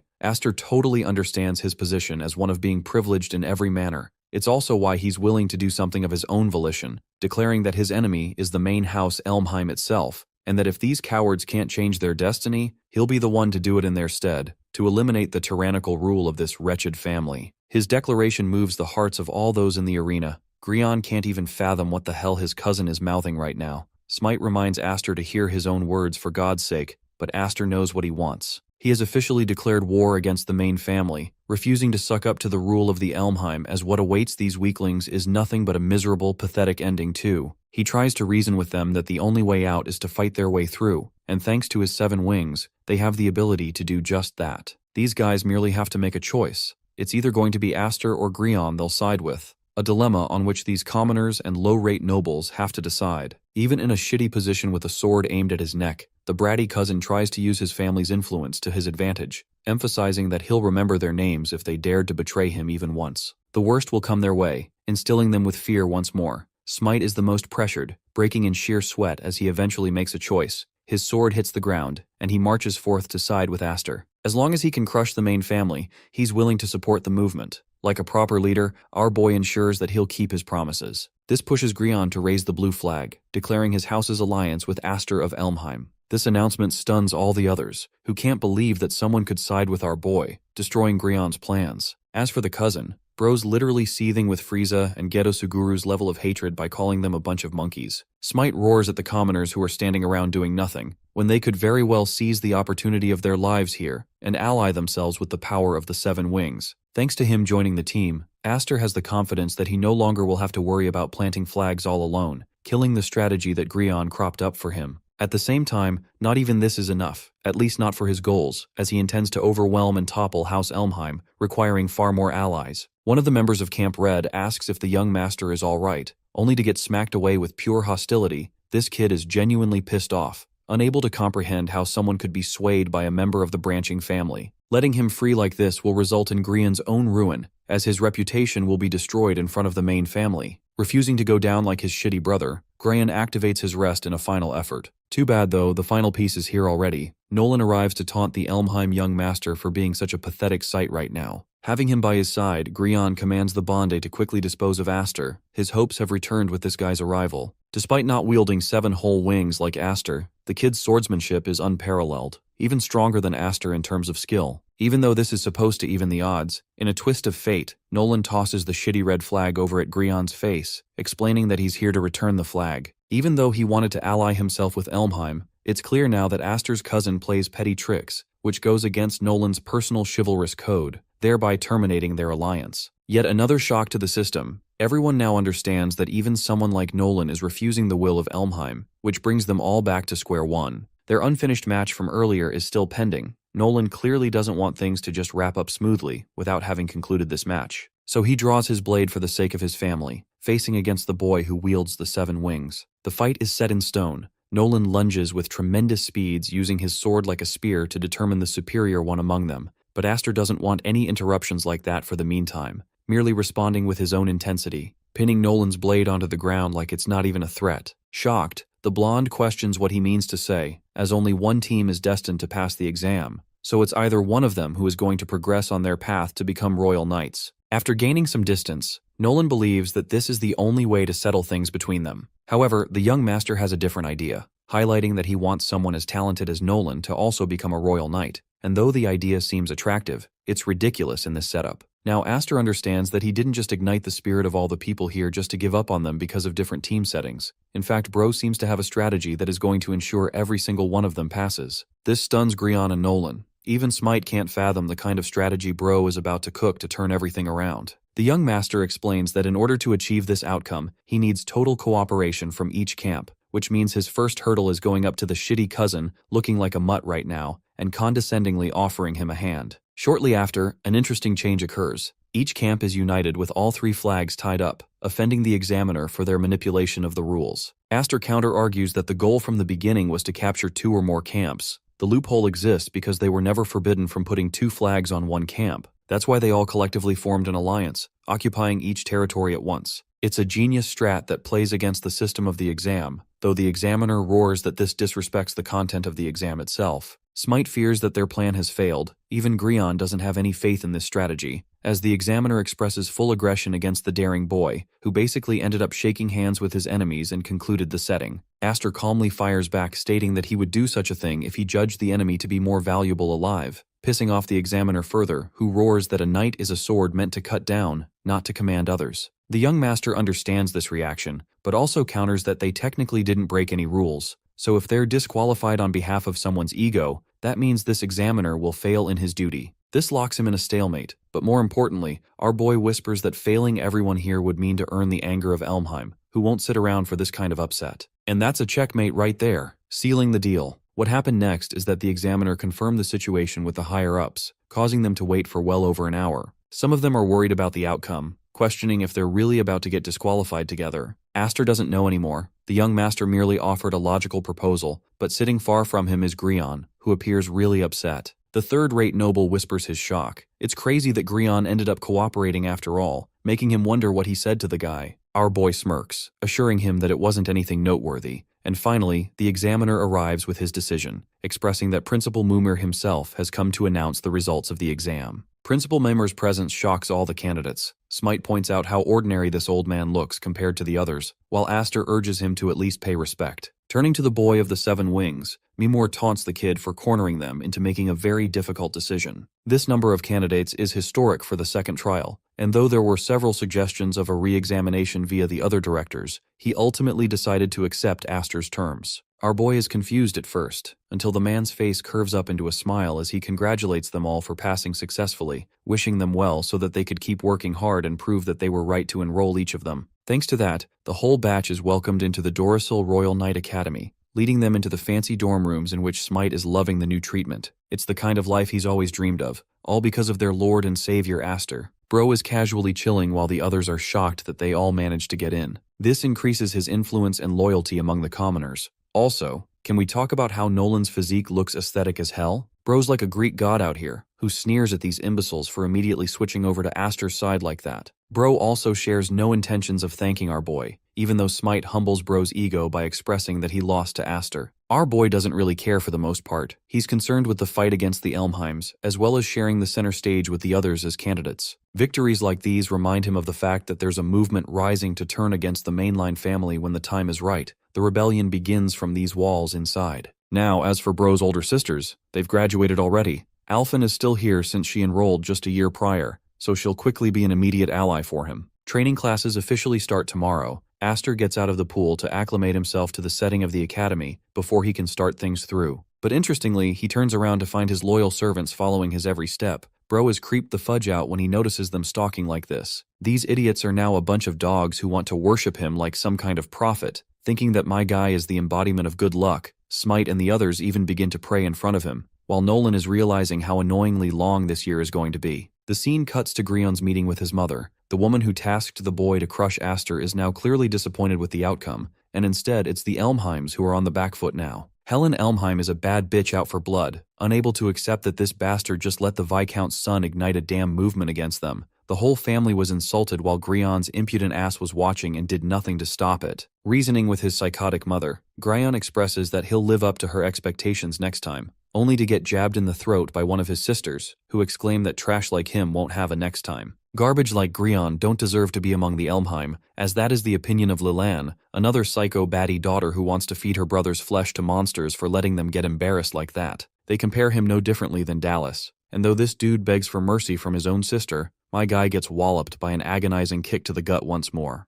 The beating continues endlessly, until it's drilled into Grion's head that everything is Astor's fault. He's the one who ruined everything. Back then, our boy cut out a clear and fair proposal for them, expressing that if the great elder of their family found out about Grion getting knocked out and humiliated, he'd be slaughtered like cattle. And that's why, in order to escape a dog-like death just the way his brother went out, Grion decided to heed his words. Astor had already seen Dallas's body ripped to shreds and instilled the fear of death into this man's soul. The beatdown by Lillian came to a stop with one of the older brothers swooping in. Julius thinks it's already quite the mess that their little brother is whining like a dog right now. Also, here's the shittiest part. Julius has Alphen hanging around his lap like a pet, shoving her down as if she were just a toy to him. One thing is for clear in their mother's eyes, the image and reputation of the Elmheim family is beginning to crack and shake because of the existence of the Seven Wings, which is why their next orders are to go and remind everyone that their reputation isn't just for show. The siblings are ecstatic to hear those words, prepared to show the brutality their family promises. Classes officially take off with the knights being trained under the banner of the excellent Royal Knights. Royal Knights are warriors who transcend every other in combat, and might, the best of the best fighters of their caliber, are among this group. Any person who aspires to reach the ranks of the elite knight has to be special as well. Smite is seen training, but his blade can't even cut down a board properly. By the way, the candidates are divided into 6 different grade levels, and each student is prescribed a curriculum in accordance with their talent. Long story short, the more skill one has, the more opportunities they'll gain to learn advanced techniques. As for the people who can merely only swing a sword, they're considered third class. Even Grion is out here struggling for his life. Second-rate warriors are those who can manipulate magical power at an intense rate. Nolan is having a very confident hold of his training so far. Finally, the ones who obsess over mastery in both sword and magic are classified as first-rate. The examiner refuses to entertain any warriors beyond the third-rate level, and in order to learn the top-level techniques, one has to keep proving their worth and power. By the way, while Bro is out here giving this speech, our boy in the background is literally cutting dimensions with a single mana blade. The rest of them are starstruck. Astor concludes the cut, chopping off the test board like it's no big deal. This is the level that the others are to aspire after, except the ordinary warriors can't even fathom what it means to reach this level. Mimor watches in shock and awe. the power of the 7 wings obliterating a magical iron pillar, which has the density of a golem, making it clear to everyone that this boy is not a joke. The hidden potential residing in him is in obscene levels, because if Aster doesn't continue to hone his skills further, he'll be swallowed by the dragons of this academy, the ones like Julius Elmheim, for example. As for the grading criteria, Smite finds it annoying that they're being tested after passing 2, proving how obsessed this academy is with the concept of meritocracy. Nolan and our boy are the only people who ended up at the 4th grade curriculum level instead of the bottom-most 6th, while Smite is leagues apart from them. The thing is, Aster shares that only 2nd grade royal warriors or higher become proper royal knights, so he urges his friends to catch up soon. Smite calls his boss a taskmaster, which annoys our boy a little. The commoner questions if the young master has forgotten about his promises of crushing House Elmheim, as several of their comrades rely on those words, hinging on the idea that Aster will forever change the way the world works. It's the first time they've ever had that confidence, so it's important that he doesn't let them down. Smite is already championing the demise of the Elmheims, but once more, Aster teases him to try and get stronger for that purpose. Yet deep down, he is compelled by his greater purpose of eliminating the main family once he becomes absurdly powerful himself. But before all that world domination talk, it's time for some snacks, since they've just done some heavy-duty training. Interestingly, there's quite the commotion at the cafeteria. It seems like there's some kind of trouble here. Savoring his food is Julius, who welcomes Aster at last, denoting him as his brother. Sitting just next to him is Liliane, and at their feet is someone our boy still hasn't gotten a glance of. The blonde is the 2nd son of the main family, also 2nd in line for the succession game. His sister Liliane is just as ruthless, accompanying him. The both of them combined are notoriously known as the Tyrant sibling,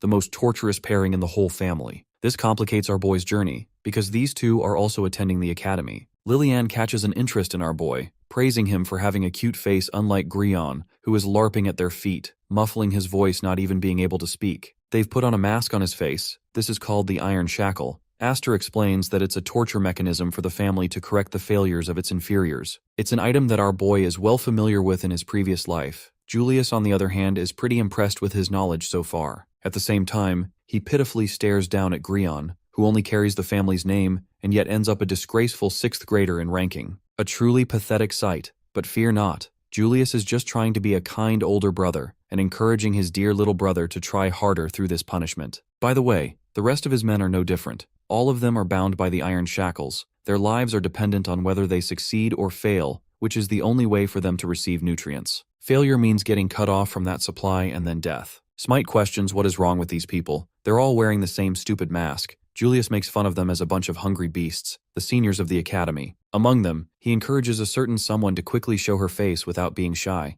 and that person is a girl who walks up for their little reunion. The moment Aster glances at her red hair, Bro is traumatized by the state of Alphen, who has been reduced to a literal slave also under Julius's tyrannical command. The older brother has pushed the right buttons to get our boy provoked. While Alphen can't even bear to look at our boy in her current condition, Aster is royally pissed off and unsheathes his blade, roaring at the brother and questioning what the hell he did to her. Throwing around a bundle of iron shackles, Julius exclaims that he's actually prepared a whole bunch of these to welcome the freshmen in kind. Since Aster has joined the academy, the older brother of the Elmheim is dying to savor a welcome party with them together. The men already working under Julius are ordered to recruit these newbies under the new class of the Iron Lead. The only way for any of them to be promised a decent meal is to make sure these guys are on their faces as they're dragged back. The seniors of the academy quickly unsheath their blades, attacking the newbies who are far less experienced. Smite is having trouble facing them. Even someone like Nolan admits that each one of these is minimally a 4th grade or even stronger than that. Though Smite had ambitions of facing Elmheim, Bro wasn't expecting to meet the final boss on day 1. They can't manage the power gap between them. Turning to our boy, he asks for advice, but Aster is out for blood right now. This man's sword is bleeding red mana as he cuts anyone who steps in front of him out of sheer fucking intensity alone. Tending to Julius, he inquires what his big brother wants to make of this whole situation. The older brother keeps his sarcasm up high, expressing that he's practically showing some goodwill, since his classmates don't really have any talent to show. The weaklings who passed the exam simply because of Aster's influence have to be punished.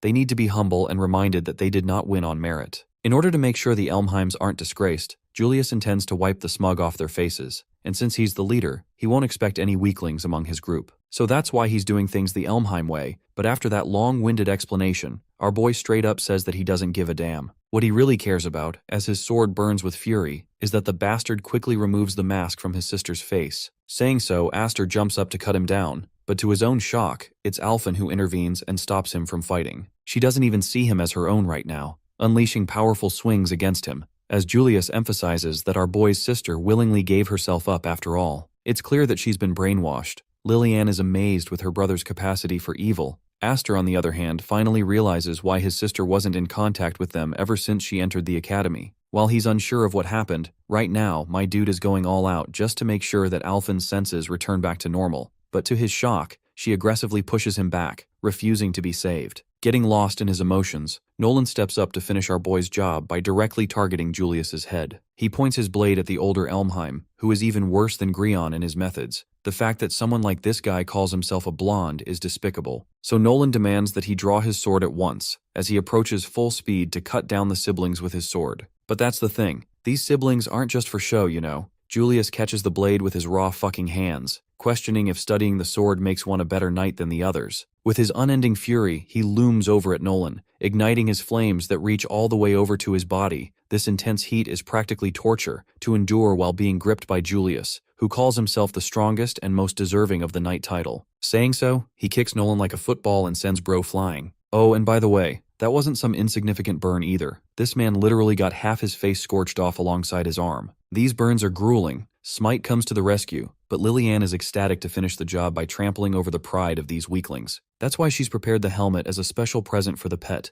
reserved for Nolan, but of course she has no regard for Smite's weak ass either. Julius understands that being weak is a sin. The ability to do anything is a privilege of the strong, and though our boy used his influence to gather allies, they're currently being demolished and slammed with helmets. That is the Elmheim way, where the strength devours all. It makes the older brother question what Aster intends to do next, what side he'll take, and completely going on a rampage, our boy launches full speed against Julius, who casually dodges the sword swing like it's no big deal. What's more is that he grabs our boy by the neck, using the same exact technique that he did against Nolan to burn him to the ground. And yes, I'm starting to realize that this story is actually peak because even the side villains are really strong. Smite worries for their boss, while Julius is supremely disappointed by the might of the Seven Wings, calling Aster a letdown at best. As he's burning, our boy prepares his sword, reminding the bastard not to get cocky just because he parried a single attack. With that confidence, this time Aster unleashes the mana storm to quell the flames that Julius created, deterring all his magical power. The next swing is aimed right for Julius's neck, who is pushed back by a spiraling vortex of both crimson and flame magic. Now that Aster's free from the hold, he wonders if his dear older brother can continue yapping on what he was saying earlier. Something about the idea of strength toppling the trash who should always keep their mouths shut. Talk about shit talk at its finest, badass protagonist right here, people. Smite can't believe what he just saw. This man literally freaking laid out the top dog in the academy. But Aster understands that this fight is far from over. Julius gets up exclaiming how badly that last attack hurt him,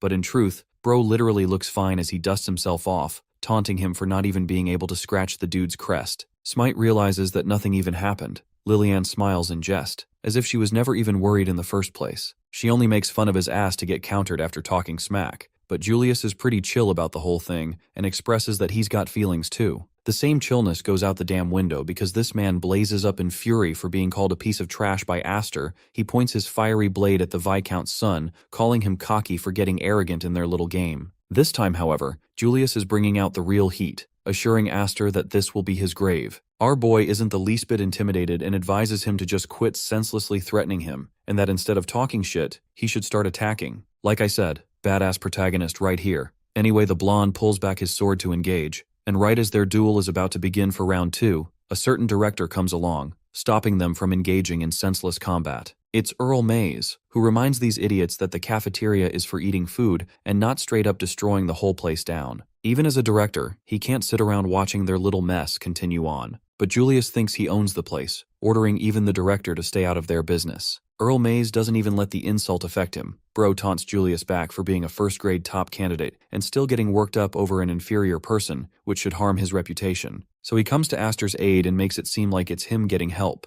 causing Julius to finally put away his sword and dispel his anger just this once. Bro turns around and orders his men to return since their little welcome party's all wrapped up. The situation isn't concluded according to Aster's desires, who wants the fight to go on, but the director apologizes to him and begs him to stop for the meantime. What really bothers our boy is his sister siding with his enemy. Aster calls out to Alphen, who returns the meanest side-eye to her brother before moving on like he's a nuisance. It really saddens our boy to see her get treated like that, And in the next scene, Astor's group discuss the reality check they faced going up against the Elmheims, to the point my boy Nolan got the Todoroki treatment. Even a few of their own comrades were dragged by the seniors because of the masks, so the next move is undecided. First off, Astor is annoyed that Earl Mays, the director, let things devolve to such an extent. His assistant shouts at the bastard for not even showing basic respect to the same man who stopped the fight, but this chill guy is okay with a little boldness. He reminds Astor that they go way back in their relationship. Back when the dude was first summoned to the main house, the only person who actually supported him was this man. It's undecided whether or not this dude is a friend or enemy, or what his thought process looks like, but Smite is confused that if this guy is truly a director, then how the hell are the Elmheims dominating the whole academy like this? To make things fervently clear, Earl Mays emphasizes that he also belongs to the same house. He doesn't share any involvement with family messes unless absolutely necessary. Astor finds it a huge deal that he's not doing a damn thing about Julius forcing kids to wear these torturous masks. But you see, this has always been the state of the academy in the first place. It centers around meritocracy. Any method that forces growth and evolution of the inferiors is considered fine. For example, the kids under the command of Julius actually do end with their progress shooting way up, their grades excel, and even the principal is okay with it. This confirms to our boy that he's all alone in this fight, that he can't rely on the higher-ups at all. Earl Mays understands that the boy is being reckless and intends to just march inside the enemy base for an attack. However, there's one big problem with said approach. Earl Mays shares that each step the boy takes is closely being watched by the main family. They're waiting for him to slip up even just a little so that they can force his expulsion. But even that excuse isn't enough to stop our boy from doing the right thing and saving his friends. It's not even out of his desire to exact justice, but the fact that the iron shackle corrodes the soul of the human wearing it. It makes you a literal slave, steals your words, takes away one's self-respect, and even the will to rebel. That makes those people into puppets. It's a horrific fate that he wouldn't wish upon anyone, while Earl Mays is shocked that he knows the experience so well, as if Astor himself has seen it somewhere. Our boy vaguely hints that he's seen something horrific like that,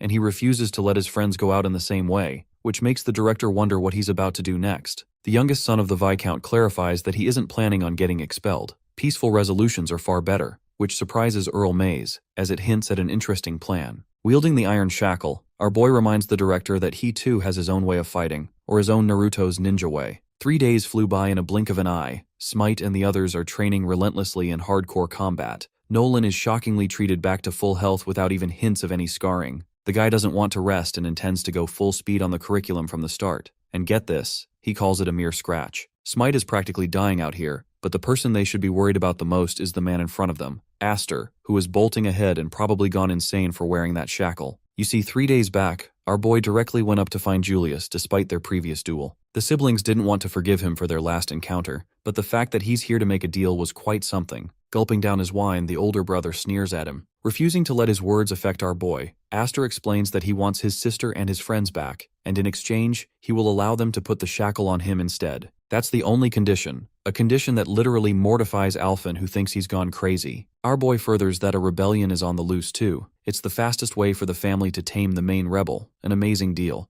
But Lillian is shocked that he's offering himself to become a pet, making her wonder if he's into masochism of some kind. Julius understood that Astor indeed stood as an obstacle. The directors would love to see him get humbled, but he's quite shocked that the guy is offering himself up and obeying like this. Astor assures him that he's got no ulterior motives. The mask is also locked with a magical inscription. Only they have the key for it. In other words, they will be capable of killing him whenever needed. But also, our boy cleverly taunts Julius if he's so afraid of being unable to brainwash him. That little remark alone causes him to flare up and melt the bottle in his hand, so Julius takes the bet, agreeing with one final addition. He wants 10 whole days of Astor wearing the shackle without even receiving a hint of water or food, and if the boy is still alive by that time, he can set them all free. It's a ridiculous deal that even Alphen wants him to refuse. It's the surest way to get our boy killed, but Astor accepted the condition, knowing that the shackle would corrode his soul. It's always been a tool of the family, but he can't let someone like Alphen be corrupted by it. The girl is the most fragile among their family, yet also the strongest in her resolve. Someone like her couldn't resist the shackle and looks at him with pity. Astor assures his sister that he'll break the chains. While Lillian lovingly comes around to imbue her energy into the tool, our boy enjoys every second of it.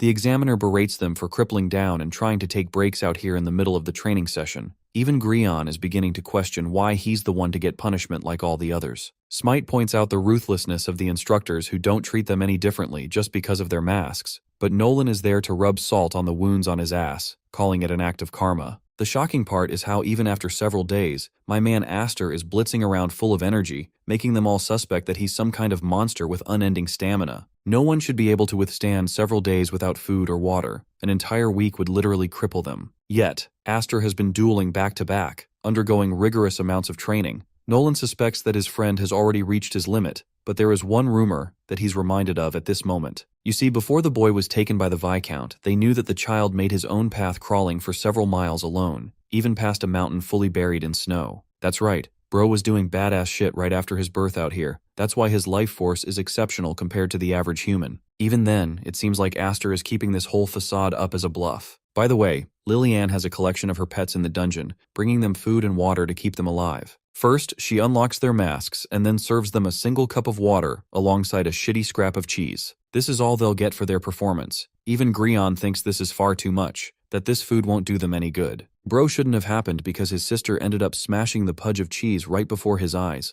understanding that he never wanted it in the first place. She reminds them not to suffer the same fate as the boy in the corner. Aster's the only one among them suffering a harsher fate, who can't eat or drink anything. Julius enjoys their suffering, even urging Alphen to go up ahead and cheer on her brother. But with her sorry state right now, it's not like she can face him either. It's true that she's in a really terrible position, not knowing what she should do to help him, but the part bothering Julius the most is how this dude is a literal machine who refuses to go down. The kid hasn't even shown a bit of resistance and still does fine, begging the question if he's going to tank it for the whole 10 days to come. Be that as it may, the blonde is ecstatic to see how long Aster can keep his arrogance up, and that he'll tear the confidence in his eyes soon enough. Meanwhile, our boy is just sitting there, ready to throw hands the second he escapes this damn mask. Powering mana into one's blade creates a razor-sharp pulsing edge, increasing the power of the weapon, and channeling the same through one's body creates an armor and enhanced like state. In other words, mana is quite flexible in its application, capable of being manipulated. For example, using it in your legs boosts one's speed faster than a horse. Other times, perception can be sharpened to detect an enemy. Finally, an overwhelming surge of it can act as a trump card to turn the very tide of the battle, like Aster does right now by manipulating the wind and maneuvering himself up in the skies. The flankers got flanked as he descends with a critical crushing blow, knocking the wind out of both. In the 4th grade curriculum, they're all expected to seize mastery over specialized mana manipulation. The usage of swords during this period is restricted, and for anyone possessing a crest, killing creatures is easy without even using a blade, demonstrated by this bastard of an examiner killing a bird with a finger blast. Aster, right now, is demonstrating that without a sword usage, 7 whole days have passed since he embraced this Iron Lead lifestyle, and a few days have passed since the hellish training period. Right now, he's gotten quite the hand of mana manipulation in normal combat. 3 more days are left until the promised day, and if he can endure till then, his sister and the others will be freed. However, even our boy understands that passively chilling won't help his case. The thing about Julius is that he didn't even use a sword, and yet he was stupidly powerful. The guy didn't even expose his full abilities back then. Aster's opponent is a 1st grade, a top-notch combatant. That's why he can't wait around in a place like this. And despite being completely exhausted, he needs to grasp some kind of knowledge or advantage to bring him victory. But then the limits of his own body catch up to him. As he topples to the ground, the dizziness and the weakness all come together, as a figure looms over him, questioning if the boy has hit his limit at last. Nolan checks his head and realizes that Aster's got a feverish condition, even though he couldn't keep up the confidence forever. Earl Mays feared that Aster would die out in this mission. That's why he tasked Nolan to make sure to take care of him in case something like this happened. Doing the right thing, Nolan urges to fetch his sword and crack this stupid shackle at once. But instead of letting him leave, our boy grabs his arm, refusing to crack under the pressure. Sure, death hovers over him, but his gaze of pure agony and determination is practically screaming, "Don't ruin this for me, I need to save my sister." Though Nolan can't comprehend those words, he understands the situation. However, these others around them, they're not going to be playing fair at all. Lillian has grouped up her men to taunt her brother, who is finally at the brink of breaking down. She mocks him for looking like an undead who deserves to be killed if he's wandering around like that. Nolan fires back, questioning what she's doing, intervening with the 4th grade training when she's a 2nd grader herself. But the thing is, she's not going to be fighting at all. She's just brought her own companions for a simple class visit. The instructor didn't mind either. Darting up at a tree branch for a clearer view, Lillian excitedly awaits the sight of Aster getting on his knees, begging for mercy when he finally cracks. She's just here to enjoy the show, and so she commands her men to kill them to their heart's content. The strategy is simple. They want to end his life before Aster even has a chance to meet the deadline date. He's just alarmed at how bold their approach is. Blocking one of the attacks, Nolan covers from him from behind, The restriction of knights not able to wield their swords is most annoying, making it a battle of fists, limiting their output. Now, one trump card that Aster has up his arsenal can resolve the situation, but he hasn't quite thought of it yet. Even Lillian knows that these sword warriors are weakest without their weapons. She's enjoying the fun watching Aster exhaust himself, bringing him into a sorry state of becoming miserable by the minute. Nolan is operating just fine, but Aster's senses are dulled, and he doesn't even notice a guy charging at him from behind. The dude tackles him with full ferocity, headbutting so freaking hard that it spills out blood straight from the mask, crashing him into the tree. Our boy is genuinely getting his shit rocked right now, and it's not a good look. Nolan questions if bro is dead, but Lillian doesn't want the fun to end so soon, desiring to make him her pet later. All she cares about is crippling him to the point he's nearly dead. In the final few moments of his power, the unconscious Aster regains his senses suddenly, before releasing windcutter-type blades, slashing and ripping apart the bastard in front of him. This new technique wipes the confidence Lillian had earlier, and it seems like bro is capable of cutting people like sushi with his mana slashes alone. The man who had intended to take advantage of the chaos and teach Aster F. Elmheim a lesson suddenly widened his eyes as he stared at his own arm spraying blood everywhere. He let out a pained cry.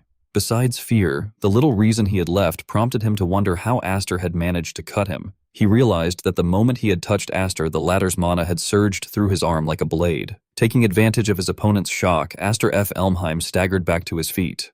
However, he did not immediately press his advantage because he knew the remaining attackers had already become wary of him. Some of them speculated that he might have been using a mana barrier, though they doubted it because it appeared far too thin. Nevertheless, one reckless man quickly concentrated all his resources into his upper body and charged straight at Aster. He declared that if that was all Aster could do, they would simply crush him again.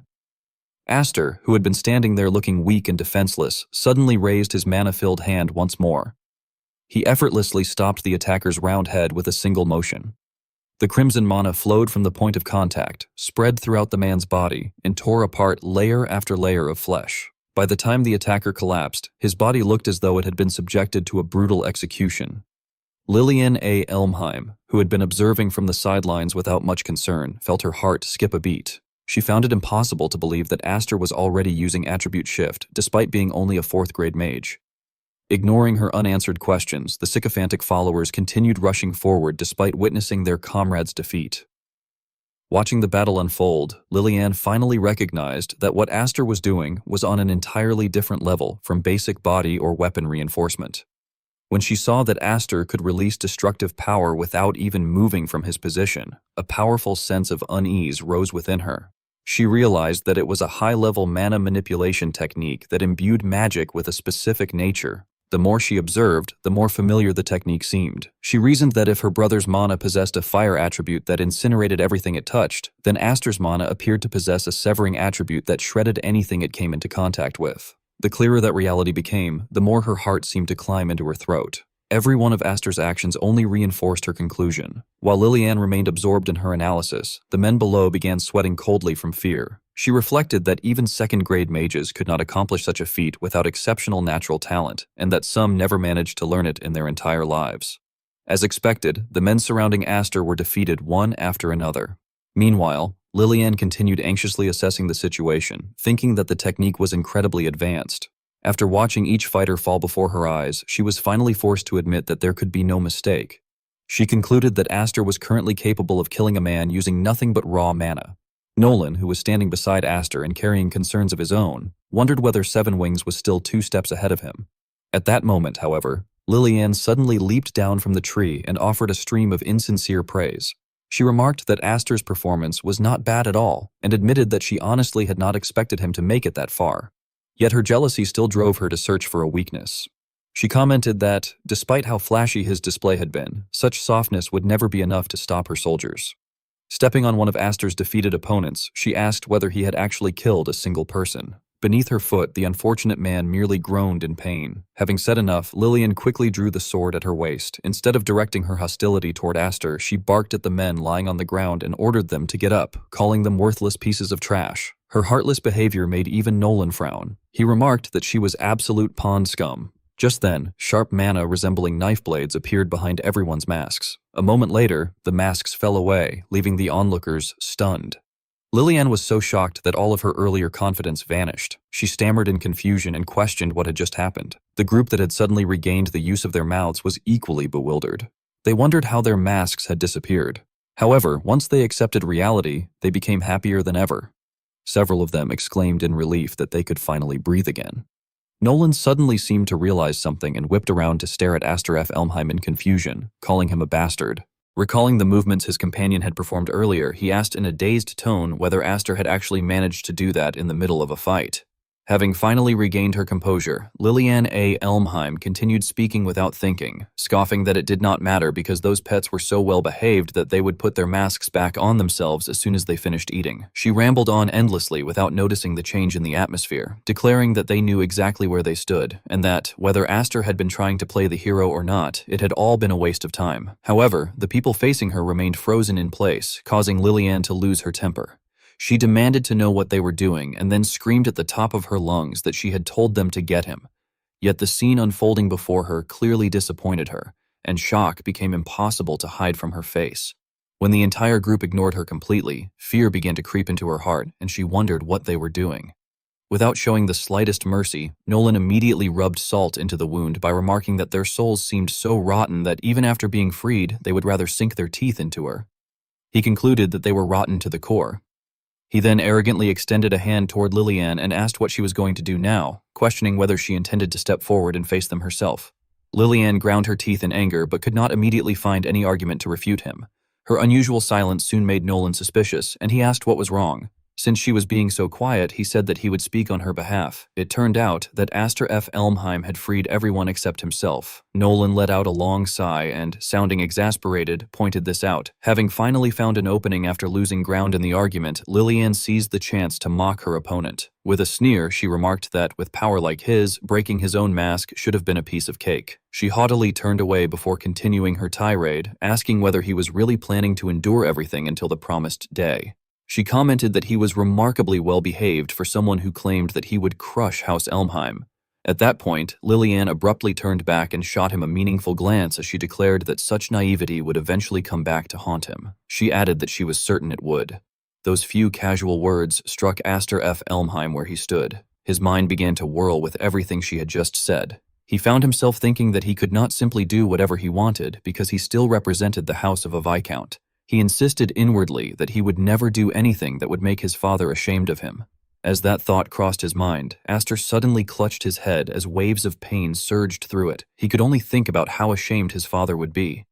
Noticing that something was wrong, Nolan panicked and shouted a warning for him to watch out. However, Aster did not react to his voice at all and remained trapped within his chaotic thoughts.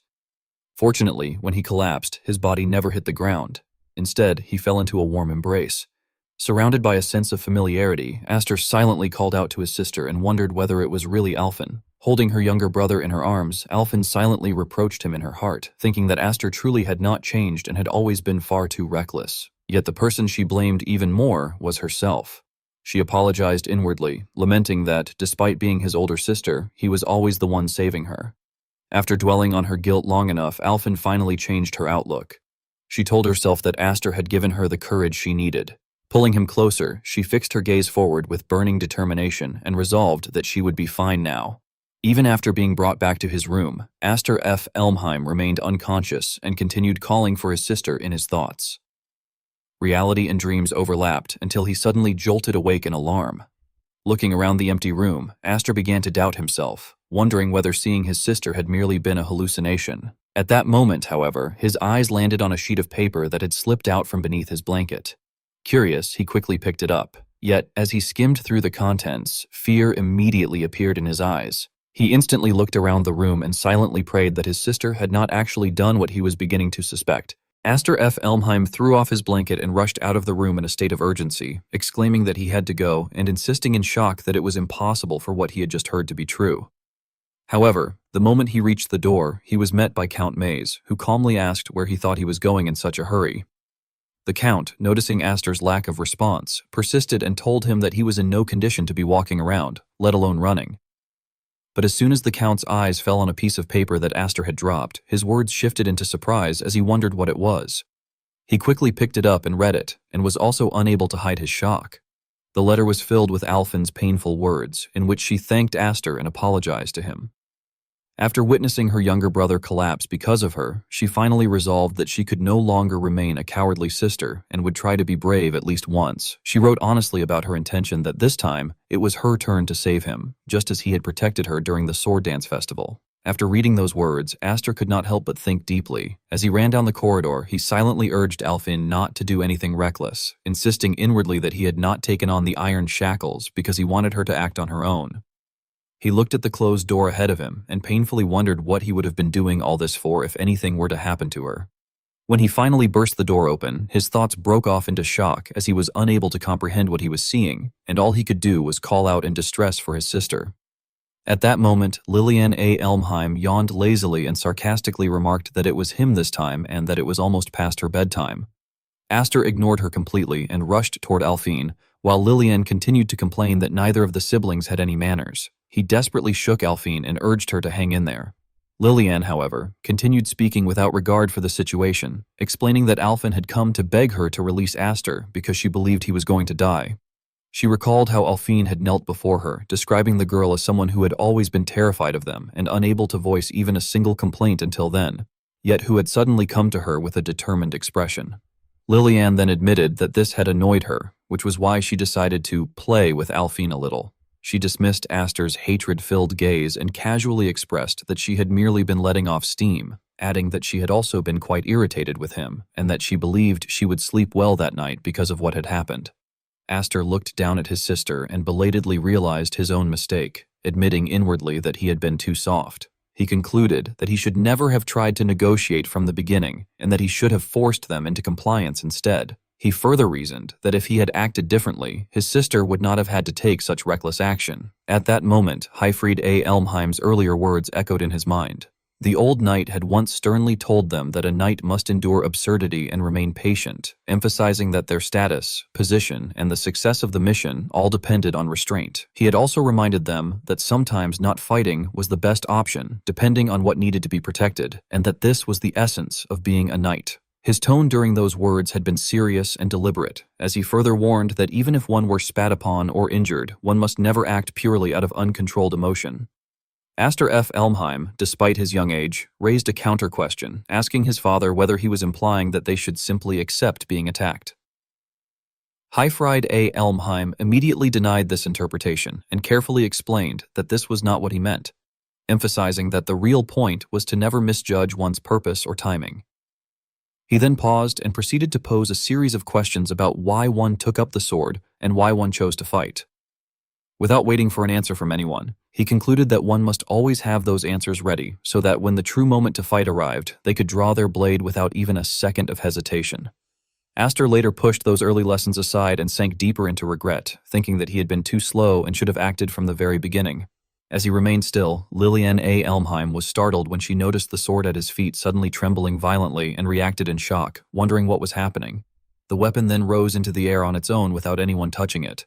Once it reached him, Aster abruptly stood and grasped the hilt tightly, but instead of directing the attack at anyone, he drove the blade straight into the ground. A blinding light erupted from the cracked point of impact and rapidly expanded outward, engulfing the area around the two Elmheim sisters. Lillian was overwhelmed by the shockwave and could only scream in panic while covering her head. Among those present, Julius A. Elmheim appeared to be the only one still capable of maintaining composure in the chaos. However, Aster, now consumed by rage, declared that they would be wiped out, vowing that not a single drop of Elmheim blood would remain. After building up his fury further, he shouted that they should all be killed. In the midst of the turmoil, Alfin slowly regained consciousness, but was unable to voice her thoughts, instead silently realizing that the situation was just like a past disaster she had witnessed before. Meanwhile, Helen Elmheim, who was in a nearby room, sensed an abnormal presence spreading through the air and recognized the flow of mana, though her pride drove her to initially deny what she was feeling. Mimir also perceived the same unsettling change. Among them, only Count Maze openly voiced his suspicion, questioning whether Aster had actually gone berserk while staring at the brightly lit room opposite them. Back at the main scene, Aster maintained his unleashed stance before suddenly charging directly at his only visible target. Lillian, overwhelmed by his killing intent, could only cower helplessly. Just as Aster was about to strike, his gaze suddenly shifted because Julius A. Elmheim had intervened and moved to confront him. Relieved, Lillian cried out to her brother, but Julius paid her no attention and instead assessed the situation with excitement, recognizing the so-called 7 wings. He observed that the elders had clearly taken an interest in Aster and remarked that it was no surprise given the amount of power he could still release despite being on the verge of death. However, Julius questioned whether Aster truly believed in what he was doing, mocking the idea that all the suffering he had endured had been for the sake of saving his friends. Taking advantage of Aster's unstable condition, Julius struck out with his sword, but Aster refused to take damage and instead forced himself forward while shouting the Elmheim name. Julius, increasingly amused, commented that Aster seemed to have forgotten how to speak and continued his taunting remarks. Before he could continue, his words were interrupted by Aster's relentless counterattack. Julius blocked it calmly and then provocatively declared that he would crush Aster himself anyway, proposing that they settle the fight through a reignited flame. Aster, however, ignored his provocation and focused entirely on unleashing his full strength in each strike, aiming to defeat his opponent as quickly as possible. Aster F. Elmheim drove his sword straight into the floor, causing the stone tiles to crack apart as a violent surge of energy burst outward. Unable to withstand the overwhelming pressure, the people nearby fled toward the chamber's exit in panic, shouting that everyone had to run or they would be caught in the crossfire. Although Lillian A. Elmheim had only just escaped death, she immediately demanded to know what that thing was. Despite her determined tone, she could not conceal her fear as she wondered how he was managing to hold his own against her brother in that condition. She was not the only one unsettled. Julius A. Elmheim was equally shaken, realizing to himself that Aster had never displayed that much mana when they had fought each other. Witnessing the evenly matched battle, anyone present could only conclude that this was what happened when 2 crest holders fought with everything they had. At that critical moment, however, Alphine's body was suddenly hurled backward, letting out a painful groan. Julius immediately caught on to what he believed was a clue that could turn the battle in his favor. He wondered whether Aster had not been completely consumed by his obsession with Alphin only moments earlier. Before he could form a plan, however, confusion overtook him as he realized that Aster no longer even seemed to recognize her. For the first time, Julius found himself questioning what on earth was driving him now. Aster F. Elmheim had neither the strength nor the desire to care about Julius's thoughts. Inside his mind, a single relentless command echoed without end, urging him to eradicate them. Wherever he moved, the same voice followed, demanding that he wipe them all out and leave not a single drop of Elmheim blood behind. The maddening chant tormented him until he could no longer endure it, and he cried out in agony. The instant Julius heard the scream, he became alert, believing that Aster was trying to strip away his mana again. Convinced that his suspicion was correct, he decided to launch a preemptive strike, declaring that he would not give Aster that kind of luxury. Watching from outside the battlefield, Lillian urgently warned her brother to be careful because Aster's mana was... Before she could finish her warning, Aster's sword flashed through the air. Julius, already charging forward, was startled as countless shimmering slashes had already surrounded him before he even realized it. They effortlessly tore apart his defensive barrier, prompting him to realize that the slashes were climbing across his body.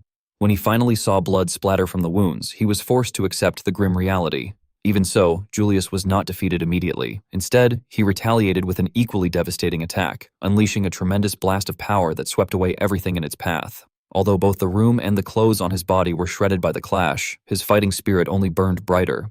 He initially mocked Aster by remarking that his mana could actually cut.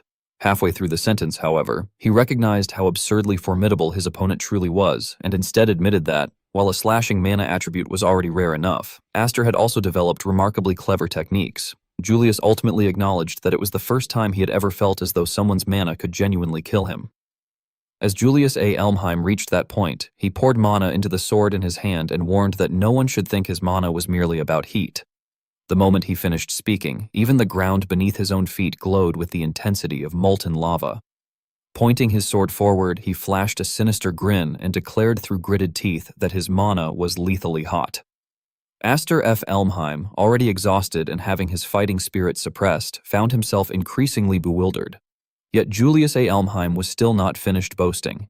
He proclaimed that simply by standing there, he made everyone lose the will to resist, insisting that the one who possessed such power was the only person who could truly be called strong.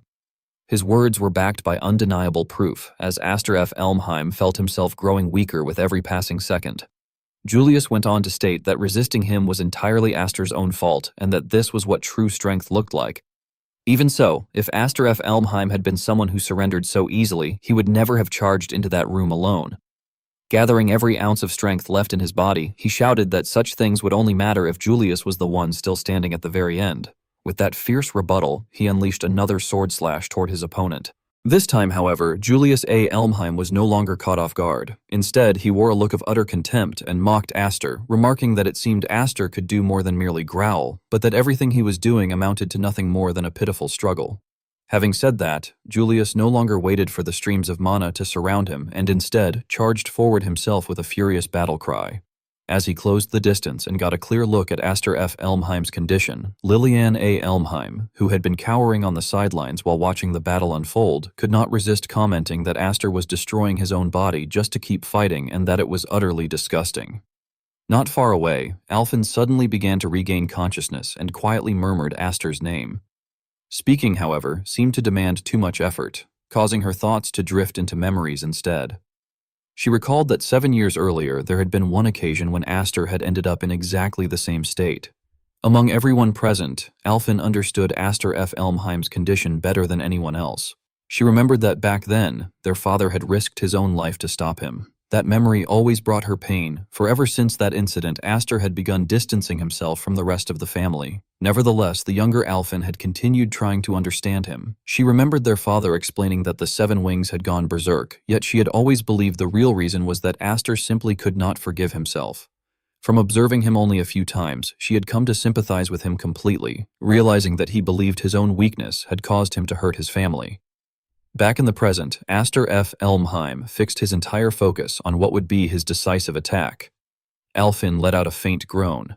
Though she could not find the strength to speak, the moment she realized Aster was being overwhelmed, her heart churned with emotion as she wondered why he always insisted on turning the blade against himself like that. That thought caused Alphen's eyes to widen in horror as she stared at Aster F. Elmheim, lying motionless on the ground not far away. Before she could dwell on her fear, however, Julius A. Elmheim suddenly spoke, admitting that Aster's tenacity was truly remarkable. Nevertheless, he declared that Aster should simply die already, intending to eliminate someone whose power posed a dangerous threat to him. Yet just as Julius was gathering strength while making that declaration, the sword in his hand suddenly slipped from his grasp and clattered onto the ground. He had only begun to remark that stubborn fools like Aster infuriated him before his words abruptly ceased, replaced by an expression of utter shock. It turned out that Aster F. Elmheim's attack had not failed to land at all. It had merely arrived a fraction later than expected, but it still tore Julius A. Elmheim's body apart. Trembling uncontrollably, Julius desperately wondered when he had received such a wound and why he could no longer put any strength into his arm. While Julius A. Elmheim remained frozen in disbelief, Aster F. Elmheim slowly forced himself back onto his feet. The iron mask that had restrained his ability to speak finally shattered into countless fragments and fell to the ground. Regaining his voice at last, the very first word Aster uttered was simply Elmheim. Still reeling from the shock, Julius A. Elmheim grew even more alarmed as he realized that Aster was still coming toward him. Watching Aster F. Elmheim charge forward like a madman, Julius experienced, for the first time in his life, the terrifying certainty that death was right in front of him, and he realized that the situation had become truly dire. Consumed by rage, Aster F. Elmheim charged straight at his opponent. By then, Julius A. Elmheim had already sensed the overwhelming danger, and his once arrogant face had turned deathly pale. Yet it was as though he had been rooted to the spot by some immobilizing spell, for he could not even lift his feet and could only stand frozen as Aster rushed toward him. At that very moment, Alphen mustered the last of her strength, threw herself in front of her brother, and desperately shouted for Aster to stop.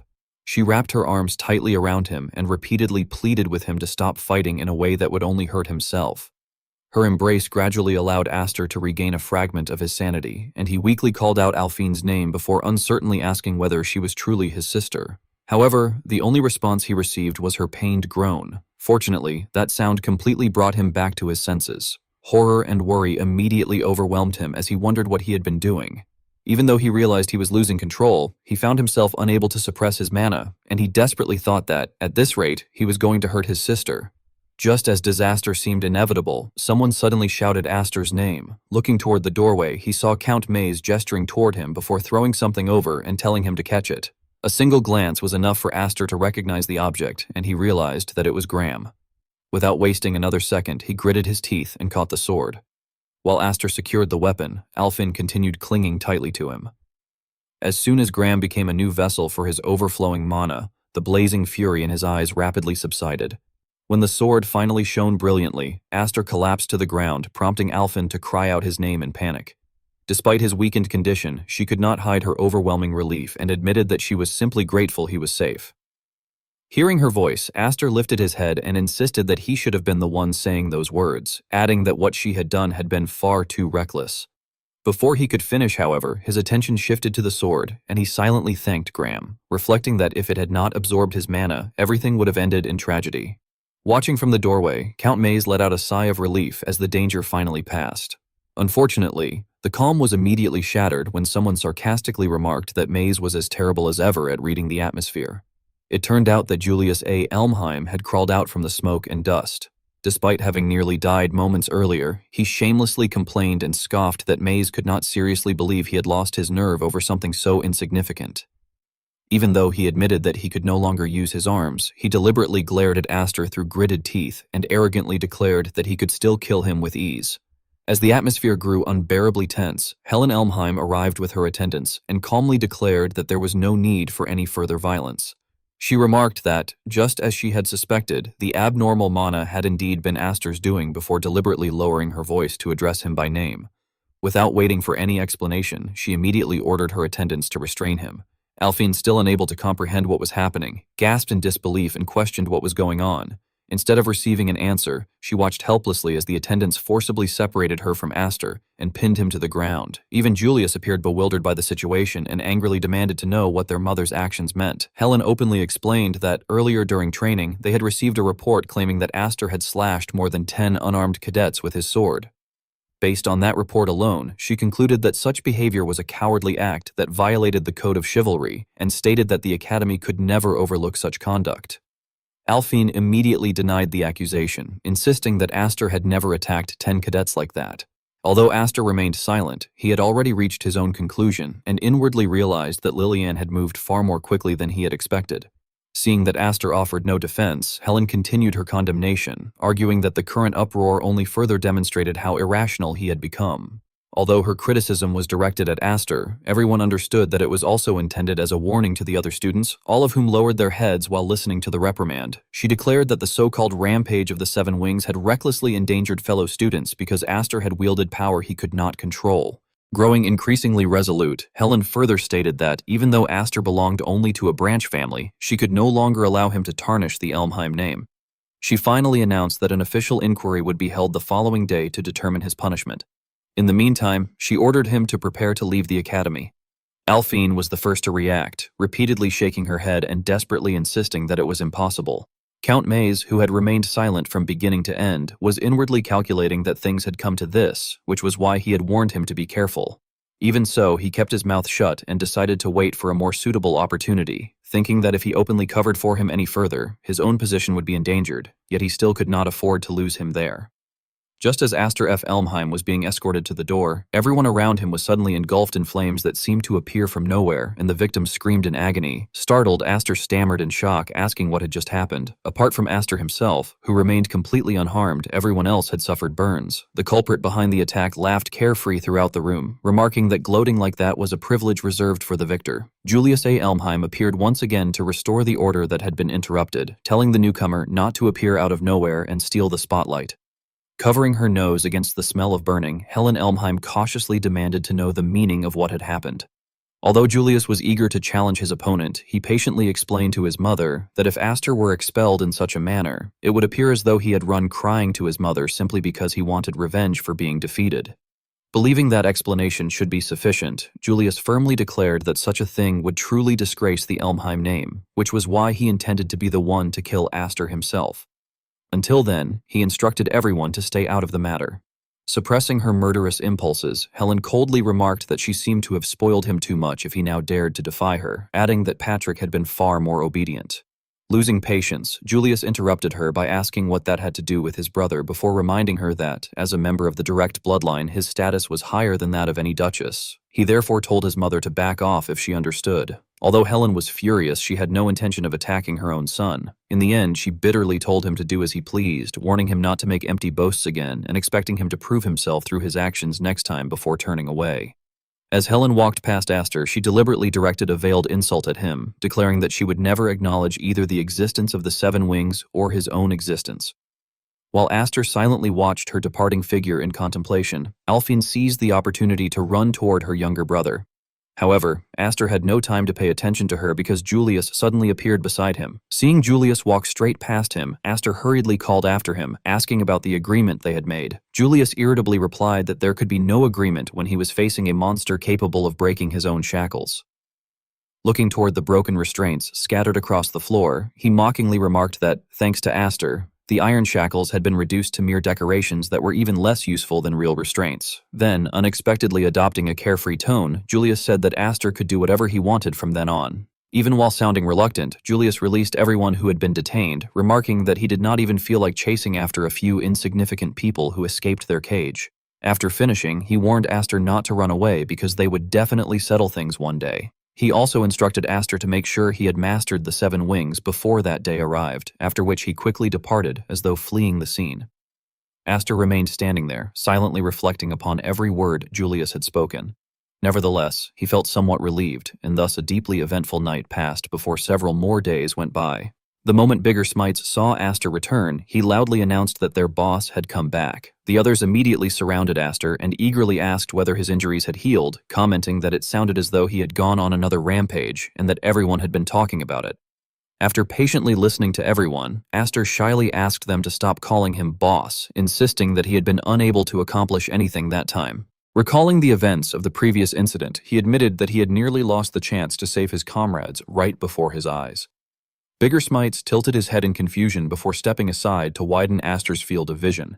He pointed out that everyone who had been captured by the Iron Leads had returned safely and emphasized that it had all been thanks to Aster's desperate struggle. Remembering Julius's contradictory behavior, Aster carefully explained that they had only been saved because Elmheim, the very people they regarded as their enemy, had acted on a whim. Grinding his teeth in frustration, he bitterly reflected that, despite possessing the Seven Wings, he was still so pathetic. Without warning, Bigger Smites slapped Aster firmly on the shoulder and told him not to be so hard on himself. The blow was strong enough to make Aster groan as much of his gloom seemed to vanish. Bigger Smites emphasized that everyone knew Aster had charged alone into enemy territory for the sake of his comrades while risking his own life. He continued at length, adding that Aster had accomplished all of that despite being only 14 years old, and insisted that no one there would ever lose respect for him because of such a thing. To reinforce his point, Bigger Smites drew support from everyone around them, declaring that none of them would ever think less of Aster and telling him not to worry. Moved by everyone's encouragement, Aster could only murmur his gratitude to them all. Unfortunately, his emotional moment did not last long because Bigger Smites suddenly leaned closer and whispered that, anyway, he wanted to know what had happened with Aster's beautiful sister. Lowering his voice but showing no sense of propriety, Bigger Smites cheerfully remarked that Aster must finally have enjoyed some quality time alone with her. Rendered speechless, Aster merely began to answer before stopping himself. Instead, he reflected inwardly that ever since then he had been unable to speak with Alphen. More accurately, he felt as though they had both been avoiding each other. He concluded that guilt was probably the true cause of the awkwardness between them. Letting out a weary sigh, Aster lamented to himself that, at that rate, it made no difference whether the iron shackles still existed or not. Just then, a knock at the door brought him back to reality. Wondering who it was, he waited briefly for a reply, but when no answer came, he walked over, slightly opened the door, and informed the visitor that it was unlocked. The next instant, Aster froze in surprise upon seeing who was standing outside. It was Alphen, who timidly asked whether they could talk for a while, just the two of them, and spend some quality time together as brother and sister. After putting all the chaos behind them, Alphen A. Elmheim no longer bothered to hide her feelings and stretched comfortably. She remarked with obvious enthusiasm that being able to breathe freely was the absolute best, adding that it finally made her feel like she was actually alive. Turning to the person beside her, she sincerely thanked Aster, telling him that it was all thanks to him and expressing her gratitude for saving her. Aster F. Elmheim, unable to conceal his embarrassment, awkwardly replied that it was not as though he had gone there solely to save her. No longer as frail as she had been before, Alphen lightly nudged him and teased that she knew that already, but that he did not have to make things so difficult because he was always so dishonest about his feelings. After teasing him, however, her tone suddenly became much quieter as she admitted that, honestly, a part of her had wished he had simply left her alone. Caught completely off guard, Aster looked at her in confusion and asked what she meant. Recalling everything she had gone through, Alphine confessed, somewhat reluctantly, that no girl wanted her little brother to see her in such a pathetic state. She lingered in that sorrowful mood only briefly before forcing herself to smile again and adding that, besides, it was already the second time he had had to rescue her. She then reminded her younger brother of the words from their family's past, recalling that both he and their uncle had once said at the sword dance festival that those who could not avenge themselves had no right to take up the sword. She admitted that hearing those words had frustrated her beyond measure because she had known they were right. That realization had driven her to become stronger so that she could at least settle her own scores and no longer have to rely on him to protect her. Sadly, she admitted that her determination had not matched reality and confessed that she had failed. She explained that the moment she arrived at the academy, she realized she could never become someone like Aster. After pouring out everything she had kept bottled up for so long, she shyly admitted that even what she had done this time had simply been an attempt to look cool in front of her little brother. Letting out a self-deprecating laugh, she concluded that, in the end, she had only caused him even more trouble and that she was honestly pathetic. Hearing those words shook Aster to his core. He began by saying that if that was truly how she saw herself, then she needed to understand that raw power was not the only form of strength. He firmly assured her that he had never once thought she was pathetic. To prove his point, he opened up about the scars of his own past, explaining that whenever he was about to lose his way, she was always the one who stopped him. He confessed that she had saved him more times than he could possibly count. Overwhelmed by hearing such heartfelt words for the first time, Alphine instinctively murmured Aster's name. Although Aster seemed to understand what she wanted to say, he gently interrupted and admitted that this entire incident had been a massive wake-up call for him. He confessed that he was still incredibly immature because he had convinced himself he could accomplish everything on his own. Finally getting to the point, he extended his hand toward her and admitted that he lacked both the skill and the manpower needed to take on House Elmheim. He sincerely told her that if she were willing to lend him her strength, he could not ask for a more reliable ally. Unable to remain composed any longer, Alphine stared at him in shock and blurted out whether he was actually asking her to join his anti-Elmheim group. Aster reminded her of everything they had both suffered, telling her that if she still possessed even the slightest desire to make those bastards pay, then this was a far better opportunity than remaining there alone and silently burning with resentment. The new path suddenly laid before her left Alphine too stunned to speak. After several long seconds of frozen silence, she finally let out a weary sigh before remarking that he really had not changed since they were children, and that he had never acted like a little brother at all. Elmheim looked straight at the person before her and, after a brief hesitation, admitted that, to be honest, she still did not fully understand why he had made such an enemy out of House Elmheim. She then lowered her gaze instead of looking at Aster F. Elmheim, yet her voice grew much firmer as she added that, as a member of the family herself, she could not overlook their tyranny either. Realizing that her younger brother had begun to understand her point of view, Alphine A. Elmheim relaxed and lightly reproached him, remarking that he was always getting himself into trouble anyway. Aster F. Elmheim was left completely dumbfounded by the sudden swings in her mood. In the end, however, Alphine A. Elmheim reached out her hand, offering to form a family alliance, saying that she supposed his big sister would have to stick around and keep an eye on him a little longer. Clearly pleased, Aster F. Elmheim reached for his sister's hand and warmly replied that she was the sister he knew, welcoming Sister Alphine back. Having completely cast aside her timid demeanor, Alphine A. Elmheim smiled boldly and declared that she was home. The scene then returned to the previously noisy room. After exchanging a few brief greetings, Aster F. Elmheim moved on to the main matter, introducing everyone to his sister. Taking the opportunity, Alphine A. Elmheim stepped forward and politely introduced herself, saying that her name was Alphine F. Elmheim and that it was a pleasure to meet them all. Contrary to her expectations, however, none of the men in front of her managed to respond immediately. They could only stare at her with wide eyes, open mouths, and flushed faces. Finding the awkward silence unbearable, Aster F. Elmheim broke the tension by announcing that his sister would be joining their ranks from then on. He explained that she was a third-grade knight, ranking higher than the rest of them, and instructed everyone to show her the respect she deserved. The first to respond, unsurprisingly, was the ever-overdramatic Vigor Smythe. He admitted that he had already suspected it even through the mask before enthusiastically exclaiming that she was an incredibly gorgeous older sister. Introducing himself as the boss's best friend, he eagerly declared that it was a pleasure to make her acquaintance while reaching toward her without the slightest hesitation. Finally realizing what was happening, Aster F. Elmheim grabbed Vigor Smythe's outstretched hand and sharply warned him that he had already told him to show some respect. He demanded to know who had given a 6th-grade knight permission to touch his sister so casually. The sudden pain shot straight through Vigor-Smythe's body, instantly wiping away his flirtatious attitude as he cried out in agony, shouting that the pressure felt exactly like when they had faced Julius. Watching their friend's miserable fate, everyone else silently reached the same conclusion. They should never, ever get close to Aster's sister. Having finally regained her composure, Alphen A. Elmheim remarked that she still had to admit she was surprised. Instead of addressing the group, however, she looked toward Gryan and confessed that she had never expected him to be on their side as well. No matter how reluctant he was, Gryan had no choice but to swallow his pride and explain that Aster had removed the iron shackle from him, so he had figured he should help his cousin out a little in return. Unable to tolerate such an obviously insincere explanation, Nolan immediately exposed him by asking whether his mother had actually ordered him to monitor the so-called rebel elements. Although the accusation struck him squarely where it hurt, Gryan could do nothing except let out an irritated growl.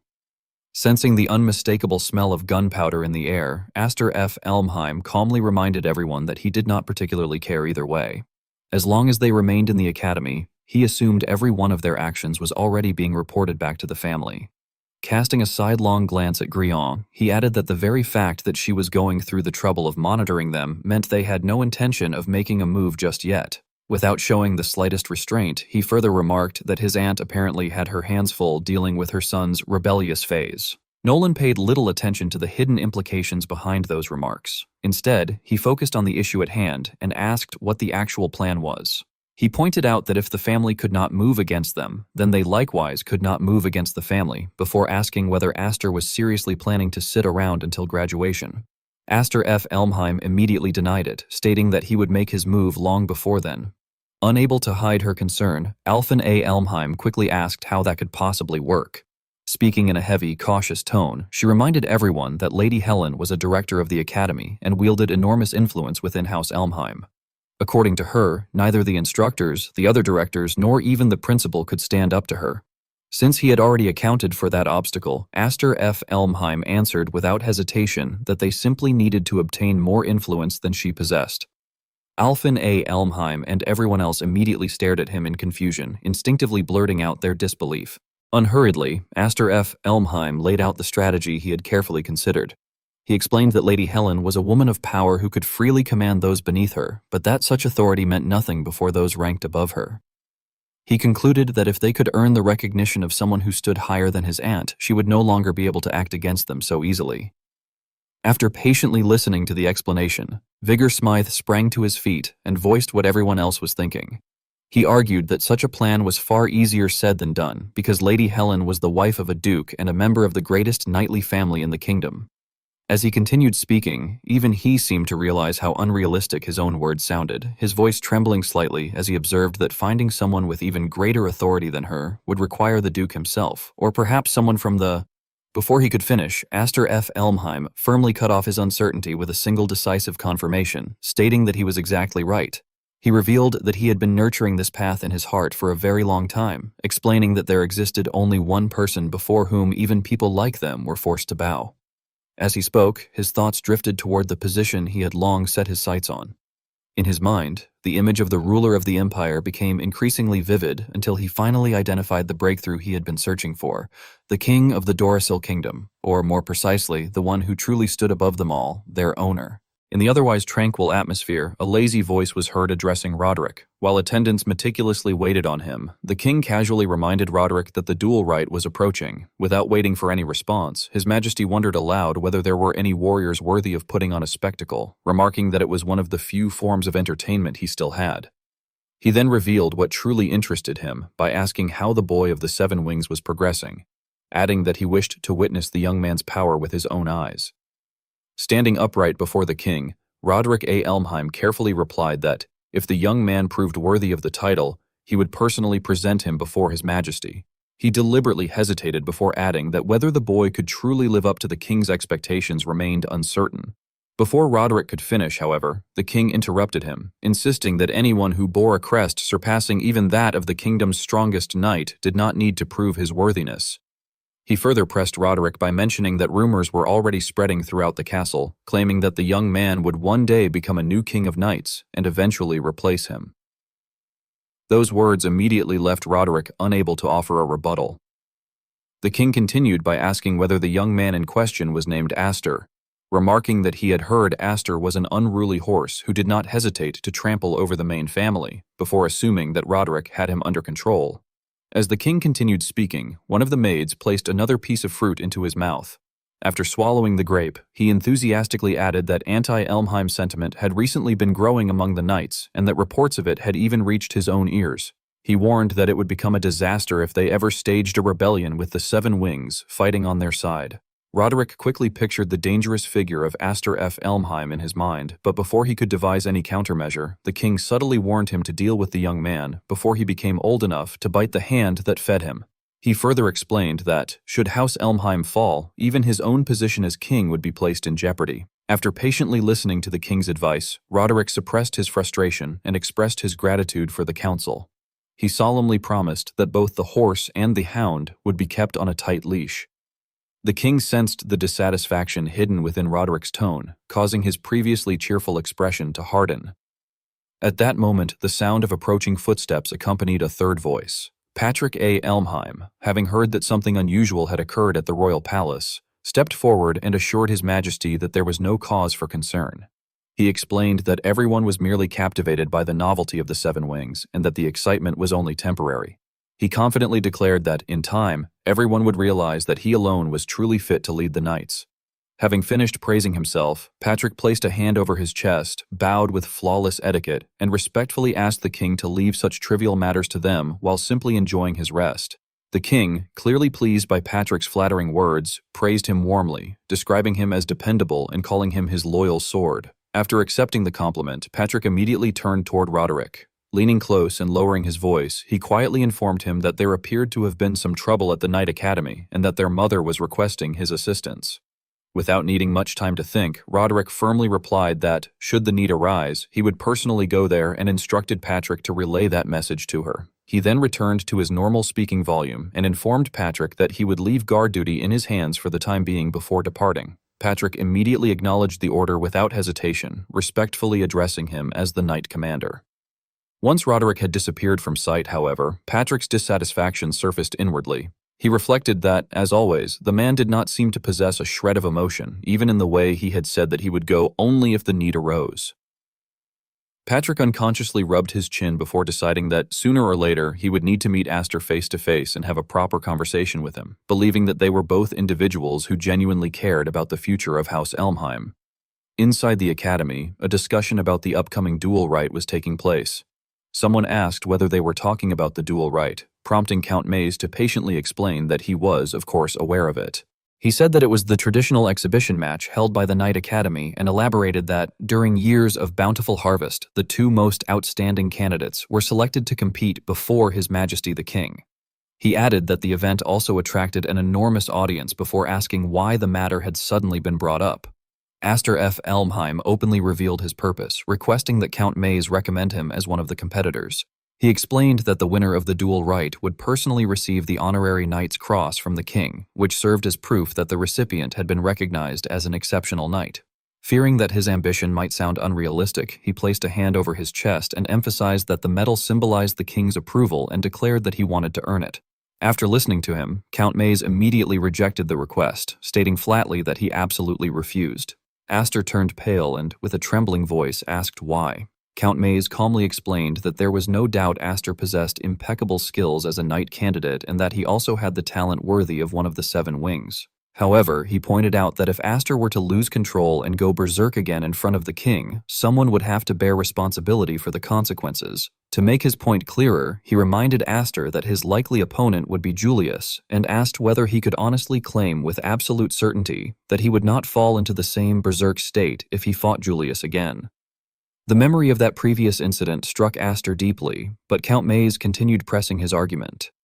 He remarked that if Aster merely wanted a medal, there was no need to become obsessed with the duel rite. Instead, he suggested that Aster follow his sister's example by gradually building a record of achievements over time, explaining that this was how most knights earned recognition through steady and honest service.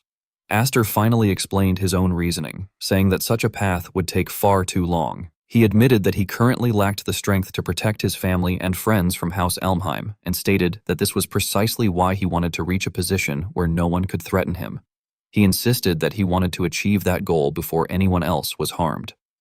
Count Maze burst into laughter before exposing Aster's true intentions, remarking that Aster wanted to use the king's recognition as a shield and sarcastically calling the idea insolent. Realizing that Count Maze was not taking him seriously, Aster hurriedly added that the duel right represented his only chance to face Julius in a one-on-one duel before Julius graduated. He declared that, before the king and the massive crowd gathered to witness the match, he intended to utterly defeat a member of House Elmheim. Growing increasingly urgent, he insisted that such a golden opportunity would never come again if he allowed it to slip away. Aster then attempted to persuade Count Maze further by pointing out that, although he had not yet heard the Earl's entire plan, he knew one thing for certain: Count Maze had never sworn loyalty to House Elmheim. Without hesitating for even a moment, Aster bowed deeply before him and earnestly pleaded for his strength and support. He further implored Count Maze to let him fight those bastards, just as the Earl had once placed his faith in him. Count Maze appeared genuinely surprised by Aster's unexpected display of humility. Before giving his official response, he smiled teasingly and remarked that it was astonishing to see Aster bow his head to him after never once yielding to either the Duke or the Sixth Head. He then suddenly rose to his feet and declared that, since Aster had humbled himself so sincerely, he was willing to give him a chance. Aster immediately looked up and asked what kind of chance he meant. Although the details of their agreement remained unknown, Aster left the meeting already thinking about how to improve his abilities. His immediate concern became finding a way to deal with the berserk state associated with the Seven Wings. It turned out that Count Maze had agreed only on one strict condition. He had warned Aster that he would consider recommending him only after the risk of him going berserk had been completely eliminated. To accomplish that, he explained, Aster first needed to learn far more about the Seven Wings. Upon hearing this, Aster immediately asked whether Count Maze himself intended to teach him. Count Maze quickly dismissed the idea, saying that such a thought should never even be entertained because he was not the teaching type. He advised Aster that a specialist would be far better suited for matters like this. Following that advice, Aster pushed open a heavy door, while still wondering whether a specialist capable of dealing with the Seven Wings' berserk state could truly be found in such a place. The specialist Count Maze had directed him to turned out to be the Academy Library. At the center of the room lay an open book radiating brilliant light. Although flames danced around it, the book itself remained completely unharmed. Mimor, who seemed to have been waiting there all along, suddenly walked toward the glowing book and exclaimed that he had finally arrived. However, rather than acknowledging Aster's presence, Mimor focused entirely on communicating with the radiant object before him. He said that it only needed to wait a little longer because he would bring her there immediately. Regardless of where Mimor's gaze was directed, it was obvious that his final words were intended for Aster to hear, as he revealed that Aster was the very person who had been awaited.